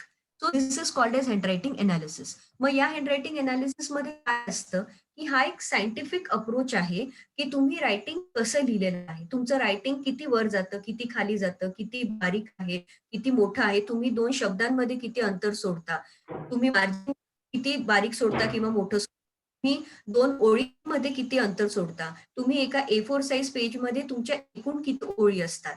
या सगळ्या बारीक बारीक गोष्टी जेव्हा आपण एकसाथ कन्क्लूड करतो, तर त्याला म्हणतात graphology, which is the analysis of handwriting. So तुमचं लेटरचं फॉर्मेशन, तुमच्या जागा, तुमचा एकूण तुम्ही किती प्रेशर देऊन त्या पेपरवर लिहिता, तुम्ही किती पटकन लिहिता, किती हळू लिहिता, तुम्हाला जर एक पान लिहायला सांगितलं तुम्ही अर्धच लिहून सोडून देता का. तर ह्या सगळ्या होतं या जेव्हा आपण सगळे प्रत्येक गोष्टीचा एक एक मिनिंग असतो, जे आपण आता पुढच्या लेक्चर्समध्ये आपण सविस्तर एक आपण बघू. तर प्रत्येक प्रत्येक गोष्टीचं एक मिनिंग असतं. तुमचं साईज ऑफ हँडरायटिंग सुद्धा तुमच्या बाबतीत खूप सांगतं. तुम्ही बारीक लिहिता की मोठं लिहिता, त्याच्यावरनं पण तुमच्या खूप गोष्टी रिव्हील होतात. तर प्रत्येक तुमचा साईज, तुमच्या रायटिंगचं स्लांट, तुमच्या रायटिंगचं प्रेशर, तुमच्या रायटिंगचं झोन्स किती मोठे असतात, या सगळ्या गोष्टी जेव्हा आपण एकत्र करतो तेव्हा आपल्याला त्या व्यक्तीची पूर्ण पर्सनॅलिटी असेसमेंट कळते. एवढंच नव्हे तर आपल्याला हे सुद्धा कळतं irrespective of the age of the person, आपल्याला हे सुद्धा कळतं की त्या व्यक्तीचं ब्रॉटअप कसं आहे. त्या मुलाच्या हँडरायटिंग वरनं आपल्याला हे कळतं त्याचे पेरेंट्स कसे आहेत, त्याच्या पेरेंट्सने त्याला ब्रॉटअप कसं दिलेलं आहे, तो एका डिस्टर्ब फॅमिली मधनं येतो का, किंवा त्याच्या पेरेंट्सचं रिलेशन स्टेबल आहे की नाही, हे सुद्धा आपल्या त्या मुलाच्या रायटिंग मधनं दिसतं. तर आणि प्रत्येक अल्फाबेट जो ग्राफोलॉजी मध्ये असतो, तो प्रत्येक अल्फाबेटचा एक पर्टिक्युलर गोष्ट एक एक अल्फाबेट रिफ्लेक्ट करते. जसं फॉर एक्झाम्पल टी अल्फाबेट जर आपण घेतला, तर टी अल्फाबेट ग्राफोलॉजी मधला सगळ्यात इम्पॉर्टंट अल्फाबेट म्हटला जातो. असं पण म्हणतात की ग्राफोलॉजीमध्ये 52 प्रकारचे टी असतात आणि प्रत्येक टी तुमच्या पर्सनॅलिटी बद्दल अशा गोष्टी सांगतो, इतक्या युनिक गोष्टी रिव्हील करतो आणि बरेचदा अशा गोष्टी रिव्हील करतो ज्याचं तुम्ही पण even you are not aware of it, की तुमच्यामध्ये ते ऑलरेडी आहे. तर तुमच्या सबकॉन्शियस लेवलच्या गोष्टी आणि प्लस तुमच्या कॉन्शियस लेवलच्या गोष्टी, या दोन्ही गोष्टी मिळून जी तुमची पर्सनॅलिटी तयार होते, या पूर्ण पर्सनॅलिटी आपल्याला हँडरायटिंग मधनं it is like a X-ray, it is like a open book in front of you. जेव्हा तुम्ही कोणाचं हँडरायटिंग एनालिसिस करतात तेव्हा तर या पद्धतीने आपल्याला हँडरायटिंग मधनं आपल्याला गोष्टी समजतात. सो जसं जसं आपण आता बोललो की जशी 2 फिंगरप्रिंट सेम नसतात, त्याच प्रकारे कधीच 2 हँडरायटिंग वर्ल्डमध्ये कधी कोणाला तुम्हाला सारखी नाही मिळणार. त्याच्यामध्ये वरतून बघितल्यानंतर तुम्हाला असं वाटेल ब्रॉडली की अरे हे तर बिलकुल माझ्यासारखंच दिसतं, पण तरी त्याच्यामध्ये इतक्या अशा बारीक गोष्टी असतात which makes you completely different from other person. तर तर हे हँडरायटिंग अनालिसिस आपण करतो कसं? आपल्याला जेव्हा जसं फिंगरप्रिंट अनालिसिस आपण 10 बोटांचे ठसे घेतो, तर तसं हँडरायटिंग अनालिसिससाठी एक विशिष्ट पद्धतीने आपण त्या व्यक्तीसाठी व्यक्तीचं सॅम्पल मागतो, हँडरायटिंग सॅम्पल. तर हँडरायटिंग सॅम्पल जेव्हा आपण मागतो, तर ते त्याच्यासाठी काही टर्म्स अँड कंडिशन्स असतात, ज्याच्यामध्ये ते सॅम्पल आपल्याला आयडियल सॅम्पल म्हणून सांगितलं जातं. तर का? तर आपल्याला सांगतो आपण त्यांना फॉर एक्झाम्पल की एक A4 साइजच्या कोऱ्या तुम्हाला हँडरायटिंग लिहावं लागेल, एक पान. समजा आपण कोणत्या मुलाला सांगितलं जो आपल्याकडे आला. तर आता कोरं पानच का? तर कोरं पान जेव्हा आपण एक पान त्यांना देतो, तर हे एक पान दिवसाचे 24 तास हे पान ठरवतं. जेव्हा आपण कुणाला एक पान लिहायला देतो ते. आणि मग त्या पानामध्ये तो त्या पानाचा कसा वापर करतो, किती जागा मोकळी ठेवतो, तो एका A4 साइज पेपरमध्ये किती ओळी लिहितो, एका ओळीत किती शब्द लिहितो, त्यावरनं आपल्याला हे कळतं की तो त्याच्या कामाप्रती आणि त्याचं काम आणि त्याच्या बाकी सगळ्या गोष्टी लाईफसाठी त्याचा अप्रोच कसा आहे, ते आपल्याला एका कोऱ्या पानामधनं आपल्याला त्याचं लिहितं. कुणाच्या ओळी अशा वरती जातात, कुणाच्या ओळी खालती जातात, कुणाच्या ओळी अशा असतात. म्हणतात आम्हाला मी स्केल शिवाय किंवा लाईन पेपर शिवाय आम्ही लिहू नाही शकत. आम्हाला खूप प्रॉब्लेम होतो प्लेन पेपरवर लिहिण्याकरता. तर या ज्या सगळ्या गोष्टी ज्या असतात, these certain points make that person really very unique. जेव्हा आपण या सगळ्या गोष्टी एकत्र घेतो तेव्हा. So this is how the handwriting works. जेव्हा आपण म्हणतो की ते अनालिसिस करायचं आहे तेव्हा. मग म्हणू की ग्राफोलॉजी, मग याचा वापर आपण कुठे करू शकतो? तर आपण याचा वापर करू शकतो चाइल्ड डेव्हलपमेंटमध्ये. आता ग्राफोलॉजी जेव्हा आपण म्हणू की मग कोणत्या वयाच्या लहान मुलांसाठी असतं, मोठ्यांसाठी असतं. तर आपण 3 वर्षाच्या मुलापासून आपण त्याचं अनालिसिस सुरू करू शकतो. आता आपण म्हणू 3 वर्षाच्या मुलाला कुठे लिहिता येतं काही. तर त्याला आपण कागद पेन दिला, तर तो ज्या प्रकारे डूडल्स तयार करतो किंवा ज्या प्रकारे तो काहीही करेल, कसाही ड्रॉ करेल, काही रेषा मारेल, काहीही करेल, त्या प्रत्येक डूडलचा एक अर्थ असतो. जेव्हा फॉर एक्झाम्पल एखाद्या लहान मुलाला खूप आनंद झाला, त्याला त्याच्या आवडीची गोष्ट मिळाली, तर तो घरभर पळतो. त्याच प्रकारे जर एखादा खूप हुशार म्हणते, एखादा खूप आनंदी मूडमध्ये जर कोणता मुलगा असेल आणि त्याला जर आपण कागद पेन दिला, तर तो पूर्ण कागदावर गोल गोल ड्रॉ करेल. He will try to occupy the entire paper. आता या जर 2 गोष्टी आपण रिलेट केल्या, तर आपल्याला कळेल की हे एक साधं उदाहरण होतं. त्याच प्रकारे तो घरभर पळेल आणि त्याच प्रकारे तो पूर्ण पेपर यूज करण्याचा प्रयत्न करेल. त्यावरनं आपण त्याची मेंटल स्टेट सांगू शकतो. काही 3 वर्षाची मुलं, काही खूप अबोल असतात, काही खूप हायपर ऍक्टिव्ह असतात, काही खूप कमी ऍक्टिव्हिटी असते, त्यांना इंटरेस्टच नसतो. त्यांना एका ठिकाणी बसून दिलं तर गुपचूप बसून राहतात. एकाचं असं असतं की आई थकून जाते त्याच्या मागे पळून, पण तो पोरगं शांत नाही बसत. तर या सगळ्या ज्या गोष्टी असतात, या सगळ्या गोष्टी आपण हँडरायटिंग मधनं आपण त्याच्या ज्या अकॉर्डिंग टू द एज आपण त्या गोष्टी त्यांच्या मेजर करू शकतो. तर right from the age of 3 60 वर्षाच्या 70 वर्षाच्या काकांपर्यंत आपण हँडरायटिंग त्यांचा अनालाइज करू शकतो. फक्त फरक हा होतो की तिथे पॉइंट सगळ्यांचे चेंज होतात. आपल्याला अनालाइज काय करायचं आहे हे सगळ्यांचं तिथे चेंज होत राहतं. समजा 6 वर्षाचा मुलगा आहे, तर त्याला बेसिकली आपण काय म्हणू, त्यासाठी त्याच्या पेरेंट्सची मेन रिक्वायरमेंट काय असेल, अरे हा कॉन्सन्ट्रेट नाही करेल, याला अभ्यासाची सवय नाहीये, हा माझा ऐकतच नाही, किंवा याला मी सांगते 2 तास खेळायचं, तो 4 तास ग्राउंडवर जातो, तो पटकन घरी येत नाही. या ज्या अशा टिपिकल ज्या गोष्टी असतात त्यांच्या, ह्या आपण 6 वर्षाच्या मुलाच्या अनालाइज करू. अशाच पद्धतीने जेव्हा पोरगा 8, 9, 10th मध्ये जातो, तेव्हा आपण त्याला करियर गायडन्ससाठी हँडरायटिंग चांगलं यूज करू शकतो. कारण आपण त्याला हे सांगू शकतो की त्याची पर्सनॅलिटी कोणत्या करियरसाठी सगळ्यात जास्त सुटेबल आहे. इंटरेस्ट, एखाद्या गोष्टीमध्ये त्याला इंटरेस्ट असणं गोष्ट वेगळी, पण एखाद्या गोष्टीचं पोटेन्शियल असणं गोष्ट वेगळी. समजा एखाद्या मुलाला जर मॅथ्समध्ये अगदी कमी मार्क मिळतायत, पण त्याला इंटरेस्ट आहे की मला मॅथ्सचा प्रोफेसर बनायचं आहे. So it doesn't make any sense. मग आपण त्याला हे सांगू शकतो की तुझं पोटेन्शियल कशात कमी आहे, पण त्याच पद्धतीने आपण त्याला हे पण एक्सप्लेन करू शकतो की तुझं पोटेन्शियल जास्त कशात आहे, where you succeed in life. So career गायडन्ससाठी सुद्धा आपण त्या आपण मुलांसाठी हे वापरू शकतो. त्याच्यानंतर जसं सर म्हणाले की मॅरेज काउन्सिलिंगसाठी जेव्हा माझ्याकडे किती लोक आतापर्यंत येऊन गेलेले आहेत, ज्याच्यामध्ये ते मला त्यांना समजा कोणाचं स्थळ आलं असेल, काही आलं असेल, तर माझ्याकडे सॅम्पल घेऊन येतात आणि ते विचारतात की हा मुलगा असं सांगतो आहे, can you tell us something more? म्हणजे हा मुलाने या गोष्टी तर सांगितल्या, आता मला अशा गोष्टी सांगा ज्या त्याने नाही सांगितल्या. मग त्याच्यावरनं मग आपण त्यांना खूप गोष्टी सांगू शकतो, कारण त्याच्या सवयी, जर त्याला काही वाईट सवयी असतील, वाईट सवयी इट इन्क्लुड्स एव्हरीथिंग. म्हणजे जर तो अल्कोहोलिक आहे किंवा त्याला अजून काही विचित्र सवयी असतील किंवा तो खूप रागीट असेल फॉर एक्झाम्पल, किंवा तो एकदम माजबाई आहे, और ज्या अशा कोणत्या गोष्टी ज्या ज्या इथे जेवढ्या फिमेल्स आहेत त्या माझ्याशी जास्त रिलेट करू शकतील प्रॉब्ली. तर ह्या सगळ्या ज्या गोष्टी आहेत ज्या नंतर जाऊन फार मोठे सरप्राईजेस मिळतात त्यांना, अरे तू सुरुवातीला तर फार गोड बोलत होता, आता काय झालं तुला? मला काय माहिती, तू तुझ्या आईचं एवढं ऐकतो, नाही तर मी विचारच नसता केला या गोष्टीचा कधी, अँड सो फोर्थ.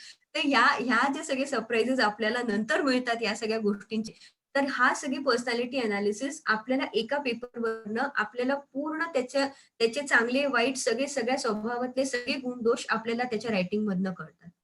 आणि हे सगळं याच्यासाठी कळतं कारण रायटिंग जे आपण अनकॉन्शियसली लिहितो आणि जे फॉर्मेशन्स असतात, त्या प्रत्येक फॉर्मेशन इट डझंट लाय.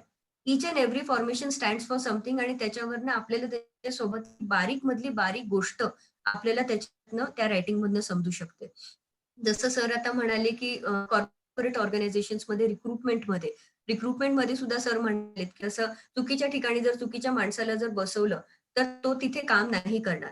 तर रिक्रुटमेंट सुद्धा मी पण बऱ्याच कंपनीसाठी आतापर्यंत काम केलेलं आहे याच्यामध्ये, तर ज्याच्यामध्ये मी त्यांना कॉम्पिटन्सी मॅपिंग करून दिलेलं आहे, म्हणजे जॉब रिस्पॉन्सिबिलिटीज नुसार त्या माणसामध्ये कोणते पर्सनॅलिटी ट्रेट्स जरुरी आहेत आणि मग प्रत्येक ट्रेटवर त्याचा स्कोर किती आहे ऍज पर हिज हँडरायटिंग. म्हणजे फॉर एक्झाम्पल जसं समजा आपल्याला मार्केटिंगच्या 10 जागा भरायच्या असतील, तर मार्केटिंगसाठी आपल्याला त्या माणसामधल्या सगळ्यात जास्त इम्पॉर्टंट पर्सनॅलिटी ट्रेट्स कोणते राहतील, तर ते म्हणजे राहील तो खूप बोलका पाहिजे, त्याला डिप्लोमॅटिकली गोष्टी हँडल करता आल्या पाहिजे, त्याला निगोसिएशन्स खूप चांगले करता आले पाहिजे, त्याला बाहेर फिरण्याची आवड पाहिजे. तर या सगळ्या गोष्टी ज्या पर्सनॅलिटी ट्रेट्स राहतील जे आपल्याला सगळ्यात जास्त इम्पॉर्टंट आहेत त्या जॉब रिस्पॉन्सिबिलिटीनुसार, तर आपण असे रिपोर्ट्स त्यांना देतो की ज्याच्यावर आपण एका पर्टिक्युलर जॉब रिक्वायरमेंट नुसार आपण त्याचे सगळे पर्सनॅलिटी ट्रेट्स क्लब करतो आणि त्या पर्सनॅलिटी ट्रेट्सवर कोणत्या ट्रेट त्याच्या रायटिंग नुसार on the scale of 1 to 10 त्याचा स्कोर काय आहे, त्या प्रकारे आपण त्यांना क्लब करतो आणि असा रिपोर्ट त्यांना देतो आणि त्यांना हे पण सांगतो की हा व्यक्ती मार्केटिंगसाठी जरी उपयोगाचा नसेल तरी डेस्क जॉब खूप चांगला करू शकतो. म्हणजे the aim is not to just find out what he is not good at, but what he is good at and what he would excel at. तर ह्या गोष्टी आपण त्यांना रिक्रुटमेंटमध्ये सांगू शकतो. आणि जर आपण दुसऱ्यांचं पर्सनॅलिटी असेसमेंट एवढं चांगलं केलं तर त्याच्यासाठी आपण तर स्वतःसाठी तर त्याचा वापर करूच शकतो, to get a better idea of yourself. की आणि अशा गोष्टींसाठी आपण स्वतःला अवेअर करू शकतो जे तुम्हाला माहिती पण नसेल की तुमच्यामध्ये आहे म्हणून. आणि जोपर्यंत तो दुसरा माणूस सांगत नाही आणि मग आपल्याला असं वाटतं अरे हो यार मला तर हे होऊ शकतं, मला अशी गोष्ट अशा पद्धतीने आजपर्यंत कोणी मांडलीच नाही, आज तुम्ही सांगताय दोन, I definitely you have put light on it, so I definitely think about it. आणि मे बी आपण त्यांना असं त्यांच्या लाईफचा असा चॅप्टर उघडून देऊ की प्रॉब्ली त्यांनी कधी विचारही नसेल केला की तसं त्यांच्या लाईफमध्ये पॉसिबल होऊ पण शकतं म्हणून.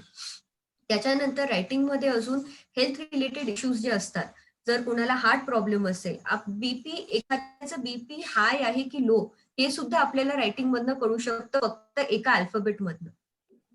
अल्फाबेट मी आता नाही सांगणार, पुढच्या सेशन मध्ये सांगू, जसे सर आणि मी मिळून. तर पण कोणत्याही प्रकारचे त्याला फिजिकल काही प्रॉब्लेम्स असतील, त्याच्यामध्ये काही मेंटल प्रॉब्लेम्स असतील त्याच्यानंतर हार्ट रिलेटेड म्हणा, सबस्टन्स अब्युज म्हणजे तो अल्कोहोलिक असेल, त्याला ड्रग्सची सवय असेल किंवा ज्या काही प्रॉब्लेम्स असतील त्याच्या पर्सनॅलिटीमध्ये, या सगळ्या गोष्टी आपण हँडरायटिंग मधनं सांगू शकतो. आपण एवढे, मला ऍक्च्युली गेल्या वर्षी माझ्याकडे एक बाई आल्या होत्या, ऑलमोस्ट 28-29 वर्षाच्या असतील, त्या हॅपीली मॅरिड, आणि त्यांच्या समोर एक साधारण 6 महिन्यापासून त्यांच्यामध्ये बरेच भांडणं व्हायला लागले होते. आणि मग त्या माझ्याकडे आल्या आणि त्यांनी मला विचारलं, तर मग मी त्यांना सांगितलं की तुमच्या सॅम्पलपेक्षा आधी तुम्ही मला तुमच्या हस्बंडचा सॅम्पल आणून दाखवा, may be I could help you out.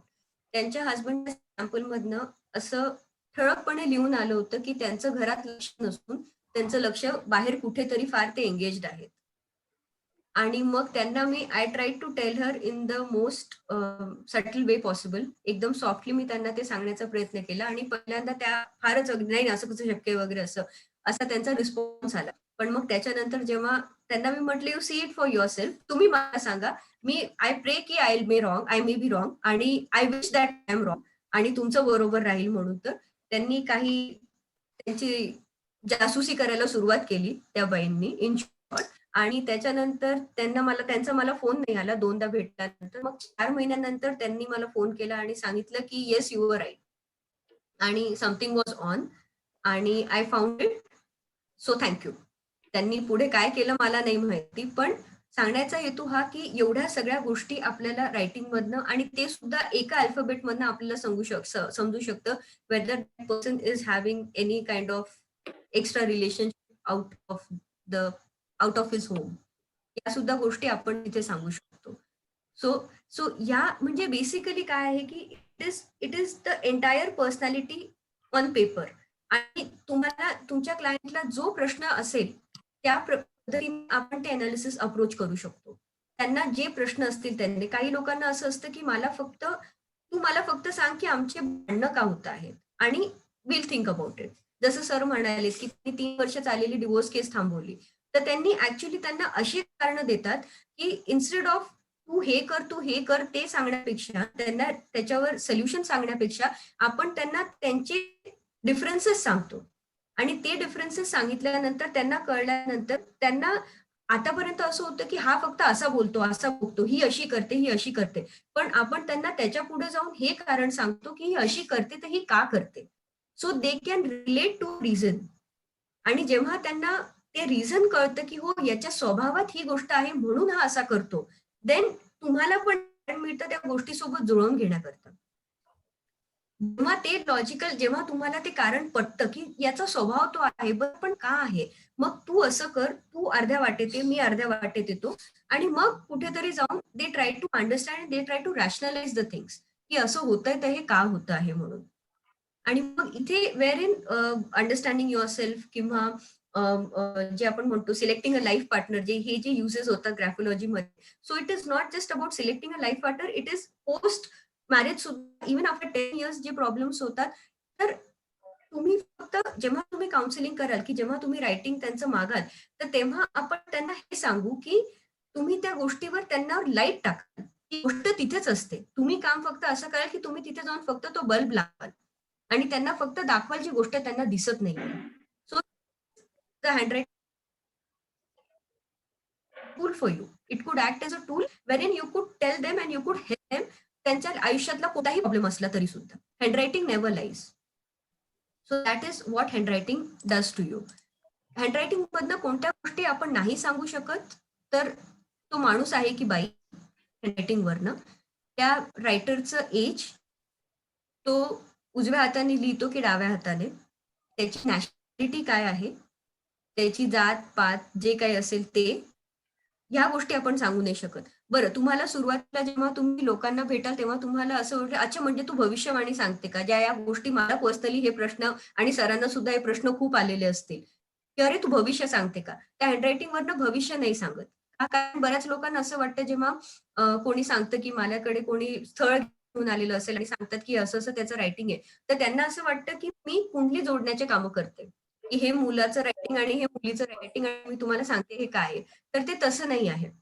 Handwriting future काय प्रिडिक्ट करू शकत, कारण तुम्ही आज जसे लिहिता आहे, तुमचं रायटिंग 2 वर्ष आधी असं नव्हतं. 2 वर्ष आणि आता तुमच्या रायटिंग मध्ये खूप चेंज झाला असतो. तर तो जर चेंज होतो तर मी आजच्या रायटिंग वरनं तुमचं फ्युचर कसं सांगू, कारण तुमचं फ्युचर रायटिंग डेफिनेटली राहणार. So this is the reason handwriting cannot predict future. आणि हे हँडरायटिंग चेंज व्हायलाच पाहिजे, कारण हँडरायटिंग मध्ये चेंजेस याच्यामुळे होतात कारण तुमच्या लाईफमध्ये जसे जसे अनुभव तुम्हाला येतात त्या अनुभवाप्रमाणे तुमचं हँडरायटिंग चेंज होतं. म्हणूनच तुम्ही शाळेत असताना फार वेगळं लिहायचे, कॉलेजमध्ये असताना वेगळं लिहायचे आणि आता तुमचं रायटिंग तुम्ही कम्पेअर कराल तर खूप वेगळं राहील. तुम्ही जेव्हा हॅपी असता रायटिंग वरती जातो, तुमच्या बेसलाईन सगळ्या असेंड होत जातात आणि तुम्ही खुश होता. तुम्ही ग्रीटिंग कार्डवर जेव्हा लिहिता तेव्हा तुम्ही मोठं लिहिण्याचा प्रयत्न करता. So that shows your state of mind. एरवी तुम्हाला किराण्याची यादी यायची असेल तर तुम्ही छोटे छोटे छोटे छोटे लिहितात का, कारण तुमचं इंटेन्शन असतं त्याच्यावर सगळे सगळे नावं बसले पाहिजेत. So handwriting changes according to your approach as to what your writing and why your writing. Handwriting change होतं. So this is what graphology in a nutshell is. जे आपण येणाऱ्या पुढच्या सेशन्स मध्ये तुम्हाला हँडरायटिंगचे प्रत्येक गोष्टीचा अर्थ, प्रत्येक अल्फाबेट, प्रत्येक रायटिंग, प्रत्येक ठिकाणी सोडलेली जागा आणि प्रत्येक प्रत्येक गोष्ट, लहान मोठं उंच बारीक आणि तुमची सही, या सगळ्या गोष्टींचं तुम्हाला डिटेल्ड एक्सप्लेनेशन दिलं जाईल. तुमची सही तुमच्या 60% गोष्टी तुमची सही तुम्हाला सांगू शकते. फक्त सहीवरनं तुम्ही सांगू शकाल की तो व्यक्ती, त्याची पब्लिक इमेज कशी आहे आणि त्याला काय वाटतं. सही आपण नेहमी दुसऱ्यासाठी करतो, सही आपण स्वतःसाठी कधीच करत नाही. So your sign is your public image and your writing is your personal image. So जेव्हा करता तुम्ही सही किती मोठी करता, किती लहान करता, त्याच्या खाली किती ओळी देतात, डॉट कुठे देतात, तुमच्या सहीवरनं तुमच्या मावस भाऊ, चुलत भाऊ याशी तुमचे रिलेशन्स कसे आहेत हे सुद्धा एका सहीवरनं कळतं. एका सहीवरनं हे कळतं की तुम्हाला बोलायला तुम्हाला मिसळायला आवडतं की नाही, तुम्हाला नेहमी स्टेजवर राहायला आवडतं की लग्नात गेल्यानंतर तुम्ही जेवण नवऱ्याला भेटाल आणि मग गुपचूप साईडला बसाल की तिथे जाऊन तुम्ही नाचाल वरातीपासनं. हे सुद्धा तुमच्या सहीमध्ये दिसेल, फक्त एका सहीमधनं, the way you sign your name. तर this is how the handwriting is, and it is so deep and it is so interesting. आणि याला सायकोलॉजी बॅकग्राऊंड तुम्हाला आलं तर तुम्ही खूप चांगल्या पद्धतीने रिलेट करू शकता या गोष्टीची. नसेल तरी त्याने अडत नाही काही. It is just a branch of psychology. पण जे psychology in itself, it is such a whole science की त्याला कसली दुसऱ्याच्या सपोर्टची गरजच नाही लागत. आणि जेवढं तुम्ही त्याच्या डीपमध्ये जाल तेवढे तुम्हाला नवीन नवीन नवीन नवीन गोष्टी स्वतःबद्दल आणि तुमच्या आजूबाजूच्या सगळ्यांबद्दल तुम्हाला इतक्या नवीन गोष्टी कळतील की तुम्ही त्या गोष्टीचा आजपर्यंत विचार नसेल केला. आणि हँडरायटिंग तर खूप खराब आहे यार, माझं हँडरायटिंग तर कोणी वाचलं तर कोणाला समजत नाही किंवा मी काय लिहिलंय मलाच समजत नाही मी काय लिहिलेलं आहे, हे काहीही फरक पडत नाही. तुमचं हँडरायटिंग खराब असलं that doesn't make you a bad person at all. प्रत्येक हँडरायटिंग युनिक आहे आणि आणि विकनेसेस तुमच्या हँडरायटिंग नुसार राहतील. आणि it is just amazing science. आणि I can definitely assure you की पुढच्या लेक्चर्स मध्ये you are in for a treat आणि तुम्ही एन्जॉय करणार आहे ग्राफोलॉजी हा सब्जेक्ट. आणि फिंगरप्रिंट अनालिसिस आणि ग्राफोलॉजी हे एकत्र करून तर अशी कोणतीच गोष्ट नाही राहणार, तो माणूस त्याला लपवायची इच्छा जरी लपवू नाही शकणार. म्हणून मला मॅक्झिमम ज्या क्वेरीज येतात, तर जरी मला कोणत्या हस्बंडने अप्रोच केलं तर त्याला स्वतःच्या रायटिंग पेक्षा त्याच्या बायकोच्या रायटिंग मध्ये जास्त इंटरेस्ट असतो. आणि त्यांची माझ्याकडे रिक्वेस्ट ही असते की माझ्या बायकोचं एनालिसिस प्लीज मला एकट्यामध्ये सांग, तिच्या समोर नको सांगू. तर I can use it against her. आणि बायको हीच गोष्ट सांगते की मला एकट्यामध्ये त्यांचं एनालिसिस सांग, म्हणजे मला कळेल की ते कसे आहेत म्हणून. तर मे बी आपण जे लेडीज आहोत, तर मे बी आपण एक असं वेगळ्या काही सेशन घेऊ आपल्या, ज्याच्यामध्ये आपल्याला सरांसमोर जास्ती गोष्टी बोलताना येणार अशा.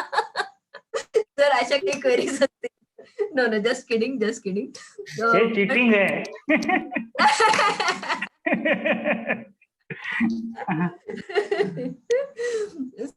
So this is basically in a nutshell what graphology is. So next few weeks would be definitely lovely, and I assure you it will be very very interesting.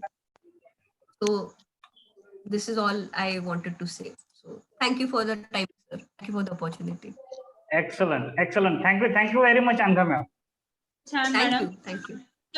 तर इतकी क्युरियोसिटी वाढली ना की असं वाटतं आता पुढचा संडे कधी येईल. आपलं पुढचं I'm sure. Madam Definitely. तुझं स्क्रीन खाली घ्या. Yes, sir. पुढचा संडे आय थिंक 1 तारीख आहे.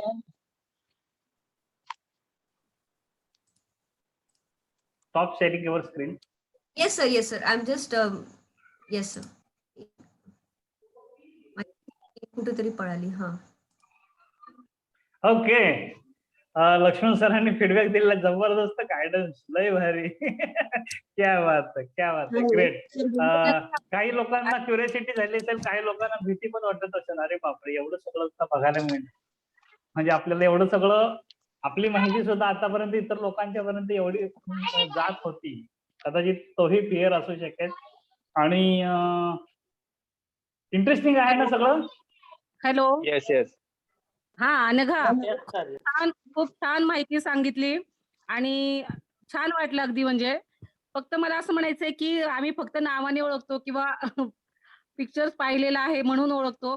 तर एक थोडं तुझ्याबद्दल थोडीशी माहिती सांग ना आम्हाला, म्हणजे बरं वाटेल अजून जरा. नाही आता अजिबात नाहीये, एवढी ऐकलं, अर्धा तास ऐकलं त्यातून कळालं असेल की थोडंफार. नाही ना. Hello hello sir. अरे छान सांग. थांबा थांबा, थोडासा पेशन्स ठेवा, सगळं मिळेल. ओके. प्रत्येकाची पर्सनल इंट्रोडक्शन सुद्धा होईल, डोंट वरी अबाउट इट.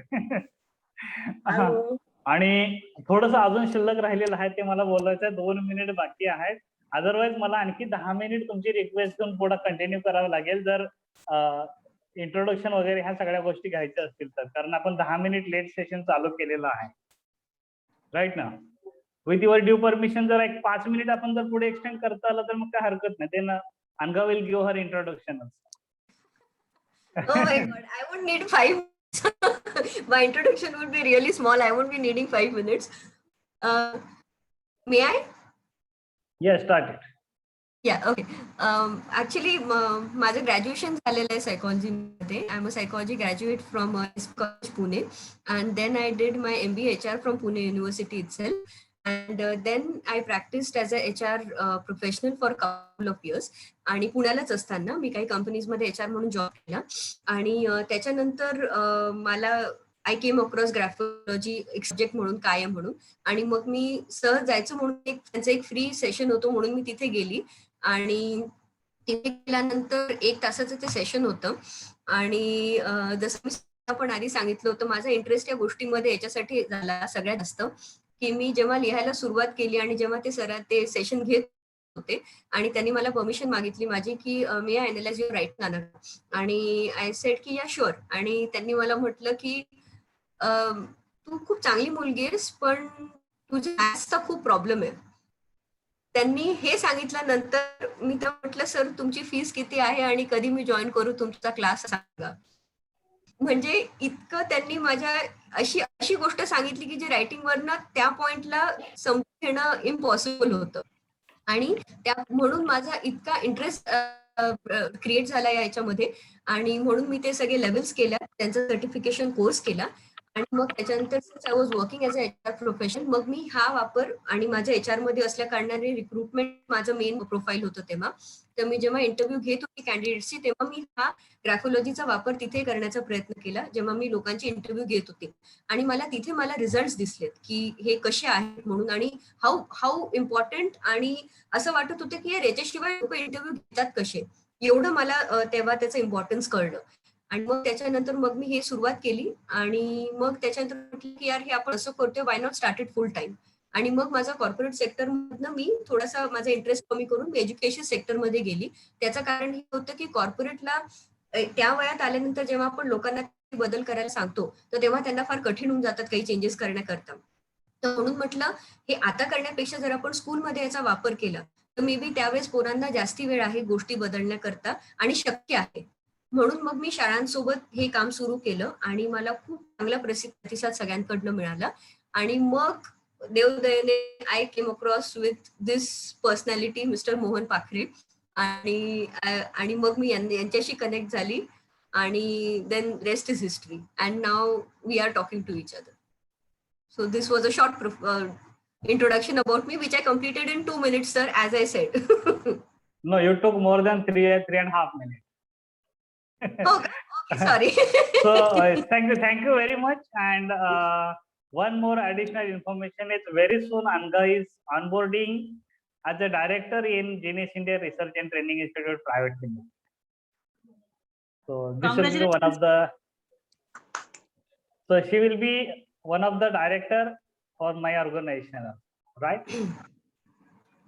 तर हे झालं आपला इंट्रोडक्शनचा पार्ट, आणि त्याचबरोबर आणखी काही गोष्टी आपल्याला शिकायच्या आहेत या वर्षभरामध्ये, त्या म्हणजेच handwriting improvement based on graphology. आतापर्यंत बऱ्याच ठिकाणी हँडरायटिंग इम्प्रुव्हमेंटचे क्लासेस तुम्हाला गल्ली बोळामध्ये बघायला मिळतील, राईट. इव्हन आपल्यामध्ये आय थिंक वर्ष you are already trained for the अक्षर, राईट. हो सर, तर हँडरायटिंगचे क्लासेस घेत होते. handwriting, exactly. So that classes and these classes will be completely different. That classes are based on the looking sir. good, म्हणजे ते दिसायला कसं चांगलं असेल त्याच्यावरती ते क्लासेस असतील, आणि आपले जे क्लासेस असतील हे क्लासेस फक्त दिसायला चांगले नाहीये, तर दिसायला चांगले तर पाहिजेतच, पण ते मनाने, तनाने, धनाने सगळ्याच गोष्टींनी ते चांगले असायला पाहिजेत, बरोबर ना.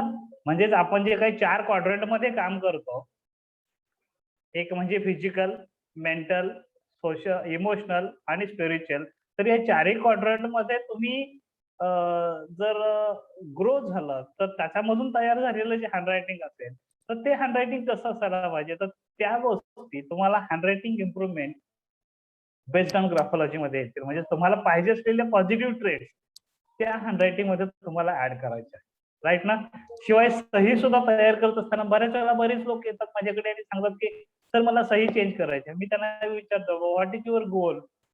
नाही सर ते अजून काही ठरवलेलं नाही. मग मी त्यांना सांगतो तुझं लाईफचा गोल ठरव, तुझा लाईफचं इंटेन्शन ठरव, माझ्याकडे येण्यापाठीमागचा पर्पज ठरव, आणि पुढच्या 10 वर्षात तुला काय कुठे पोहोचायचं ते मला सांग.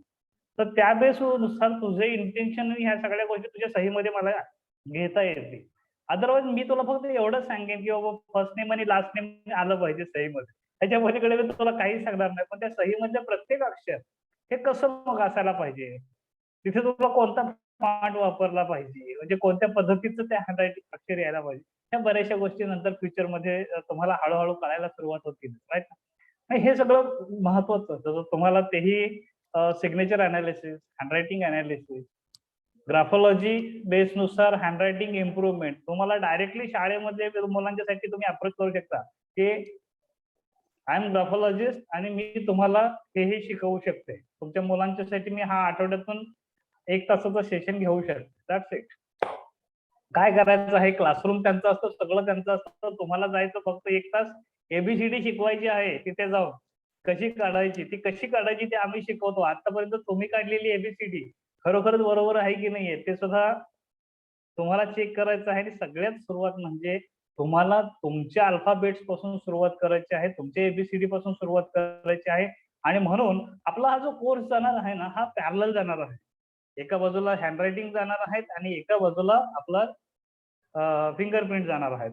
फिंगरप्रिंट्स मी लीड करत करत करत तुम्हाला पुढच्या 1 ते 1.5 महिन्यामध्ये एवढ्या शक्यतो एका महिन्यामध्येच एका सर्टन लेवलवरती घेऊन जाणार आहेत की तुमचं काम त्या ठिकाणी चालू झालेलं असेल विदिन 1 मंथ, राईट.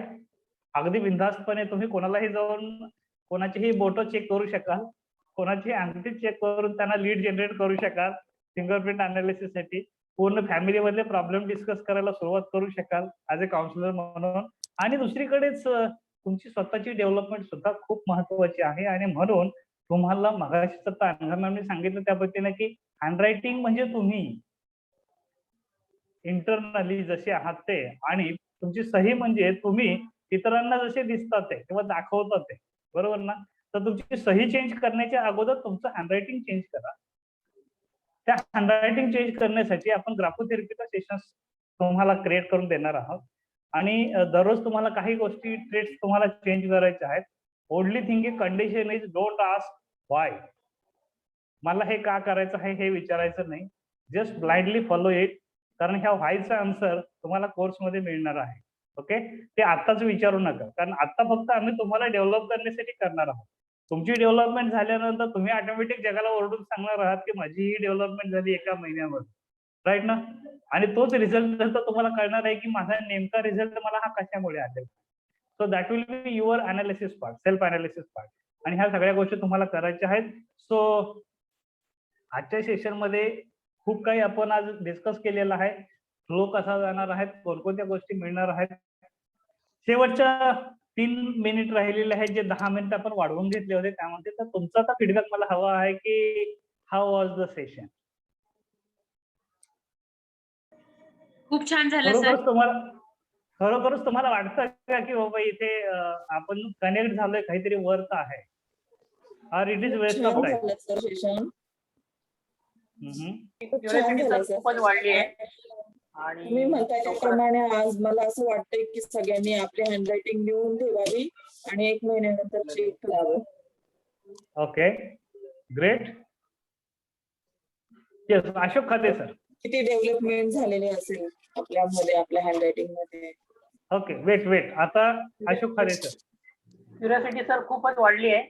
आणि या दोन्ही टूलचा म्हणजे मॅडमनी जसं सांगितलं हँडरायटिंगचं कसं करायचं, म्हणजे तिथे आपला स्वभाव आपल्याला चेंज करता येऊ शकतो आणि आपला इनबॉर्ड पर्सनॅलिटी म्हणजे जसं सर आपण सांगताय की हा आपला मूळ स्वभाव काय आहे, या दोन्ही गोष्टी घेऊन आपल्याला पुढे कसं लाईफ मध्ये आपले कसे गोल आपण अचीव्ह करायचे आहे ते क्लिअर होत आहे, असं म्हणजे एक फिलिंग येत आहे. आणि आपण दुसऱ्यांचे पण गोल्स अचीव्ह करायला मदत करतोय, ही चांगली फिलिंग येते. Excellent. फक्त आपले नाही, Excellent. सोबत आपण आपल्या इतरांचे पण, आपल्या सोबत असणाऱ्यांचे पण आपण करणार आहोत.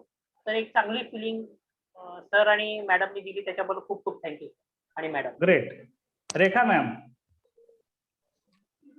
बराच वेळ झाला हात वरती आहे तुमचा. खूप छान सर झालं सेशन, आवडलं खूप. म्हणजे असं वाटतं की पुढे काहीतरी आपण करू शकतो. राईट ना? हा. तुम्हाला तुमच्या टीचिंग फील्ड मध्ये त्याचा खूप छान उपयोग होणार आहे. बीइंग अ हा, टीचर सर. यू कॅन हा, क्रिएट सर. मिरेकल्स. हा सर.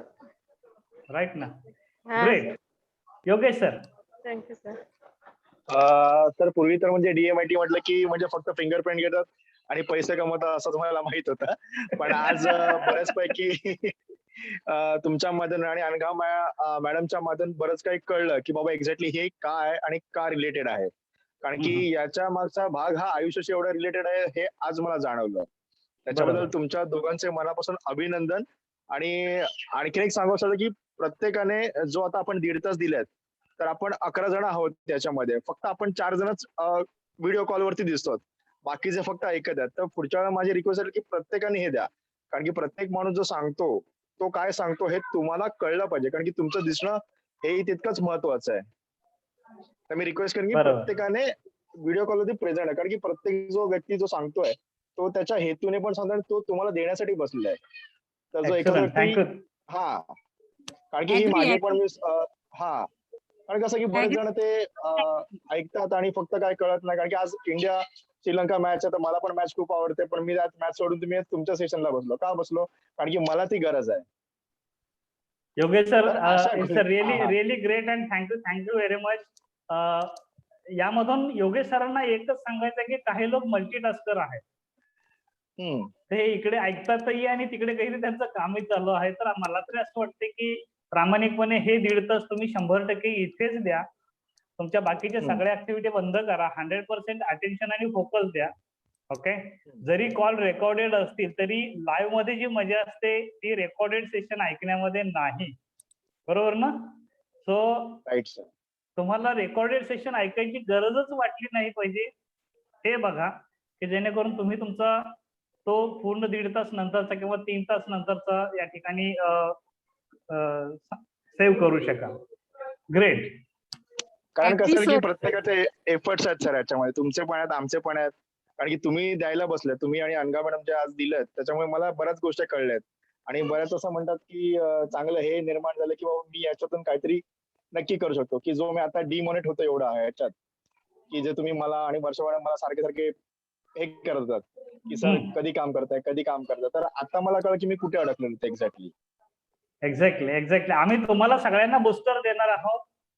त्यामुळे अनस्टॉपेबल कसं आपल्याला राहता येईल तो त्या बुस्टर घेतला की नंतर लक्षात येईल. ओके. आपलं हँडरायटिंगचं प्रॅक्टिस चालू झाल्यानंतर सगळ्यात पहिल्यांदा तुम्हाला सगळ्यांना बुस्टरचे डोस मिळणार आहेत. कसं असतं की एखाद्या पेशंटला हॉस्पिटलाइज केल्यानंतर सगळ्यात पहिल्यांदा ICU मध्ये घेऊन गेल्यानंतर त्यांना ऑक्सिजन आणि सलाईन लावतात. बरोबर ना? So will be working on that way only. तुम्हाला एक ऑक्सिजन दिला जाईल आणि एक सलाईन दिली जाईल, ती आणि आईची. आणि त्यानुसार मग तुमची एकदा एका सर्टन लेवलची रिकव्हरी तुमची झाल्यानंतर मग तुम्हाला बिनधास्तपणे तुम्हाला रिकामं सोडलं जाईल. So that we can focus आणि त्यानुसार तुम्हाला त्या गोष्टी दिल्या जातील. आता काही लोकांच्या डोक्यामध्ये असाही प्रश्न असेल की जवळजवळ दोन्ही मधून दोन्ही गोष्टी मिळत आहेत, सारख्याच मिळत आहेत, मग कशाला पाहिजे हँडरायटिंग जर फिंगरप्रिंट असेल तर, किंवा जर फिंगरप्रिंट हँडरायटिंग असेल तर फिंगरप्रिंट कशाला, किंवा फिंगरप्रिंट असेल तर हँडरायटिंग कशाला. तर हँडरायटिंग फिंगरप्रिंट्स मध्ये तुम्हाला इनबाउंड गोष्टी ज्या मिळालेल्या आहेत ह्या ट्रान्सफॉर्म करण्याचे चान्सेस खूप कमी असतात. तुम्ही रिअलाइज करता आणि त्यानंतर तुम्हाला काही रेमेडीज दिलेले असतात, त्या रेमेडीज मधून तुम्हाला बऱ्याचदा प्रॅक्टिस करून ते नंतर ट्रान्सफॉर्म करावं लागतं. हँडरायटिंग मध्ये व्हेरी सिम्पल वे असतो, change your handwriting and change your life. So फक्त हँडरायटिंगची ट्रेड्स मधला तुम्हाला ऑटोमॅटिकली आउटकम मिळायला सुरुवात, राईट ना. म्हणून हँडरायटिंग आणि फिंगरप्रिंट या दोन्ही एकत्र जर घेऊन गेलात तर हे सुद्धा तुम्हाला सांगायला लोकांना बरं पडेल की ह्या दोन्ही गोष्टी कशासाठी आहेत. तर त्याने तुम्हाला स्लोली रिझल्ट मिळेल. त्या ज्या रेमेडीज आम्ही दिलेल्या असतील किंवा काय असतील, बऱ्याच वेळा त्या रेमेडीज कोणी वापरतही नाही. पण हँडरायटिंग मधला एखादा अक्षर जर तुम्हाला बदलायला सांगितला आणि त्याची प्रॅक्टिस जर 10 दिवस 15 दिवस करायला सांगितलं तर कोणीही करत. इझी असतं, राईट ना. तर प्रत्येकाला आता एकच सांगणं आहे, 31 तारखेला आपला सेशन चालू होतोय. त्याच्या अगोदर तुमच्याकडे एक ब्लँक नोटबुक, तुमचा एक रेग्युलर पेन हा रेडी करून ठेवा. ओके, तुमचं हँडरायटिंग आजपासून लिहायला सुरुवात करा, डायरी लिहिल्यासारखं दररोजची डेट टाकून. ओके, म्हणजे आम्हाला 4-5 दिवसानंतरचं हँडरायटिंग सुद्धा तुमचं चेक करता येईल. दररोजचं लिहिल्यानंतर खाली सही पण करा, जे तुम्ही आता रेग्युलरली करताय. तर तुमच्या 2-3-4 सह्यांचे पॅटर्न्स पण त्या ठिकाणी बघायला मिळतील. ओके, आणि त्यानंतर 31 तारखेपासून आपण स्पेशल टास्क घेऊन काम करणार आहोत. शनिवार रविवार मध्ये जे सेशन्स होणार आहेत, या सेशन्स मधून तुम्ही रविवारी संध्याकाळनंतर म्हणजे सोमवारी सकाळी उठल्यापासून कोणाचेही अंगठे चेक करून, एखाद्याची पर्सनॅलिटी चेक करून सांगू शकाल एवढी तयारी तुमची झालेली असेल, राईट ना. सो सोमवारपासून तुम्ही फक्त अंगठे चेक करायचे 100 रुपये घेऊन सुद्धा काम करायला सुरुवात करू शकता. तर सुरुवातीला काही आपले जे काही क्लोज वगैरे असतात त्यांना वगैरे तुम्ही बिंदास फ्री मध्ये देऊ शकता. तुमचं प्रॅक्टिस होईल, राईट. आणि त्यांचा फीडबॅक घ्यायला मात्र विसरू नका. तो फीडबॅक ऑडिओ मध्ये व्हिडिओ मध्ये घ्या, दॅट विल सपोर्ट यू.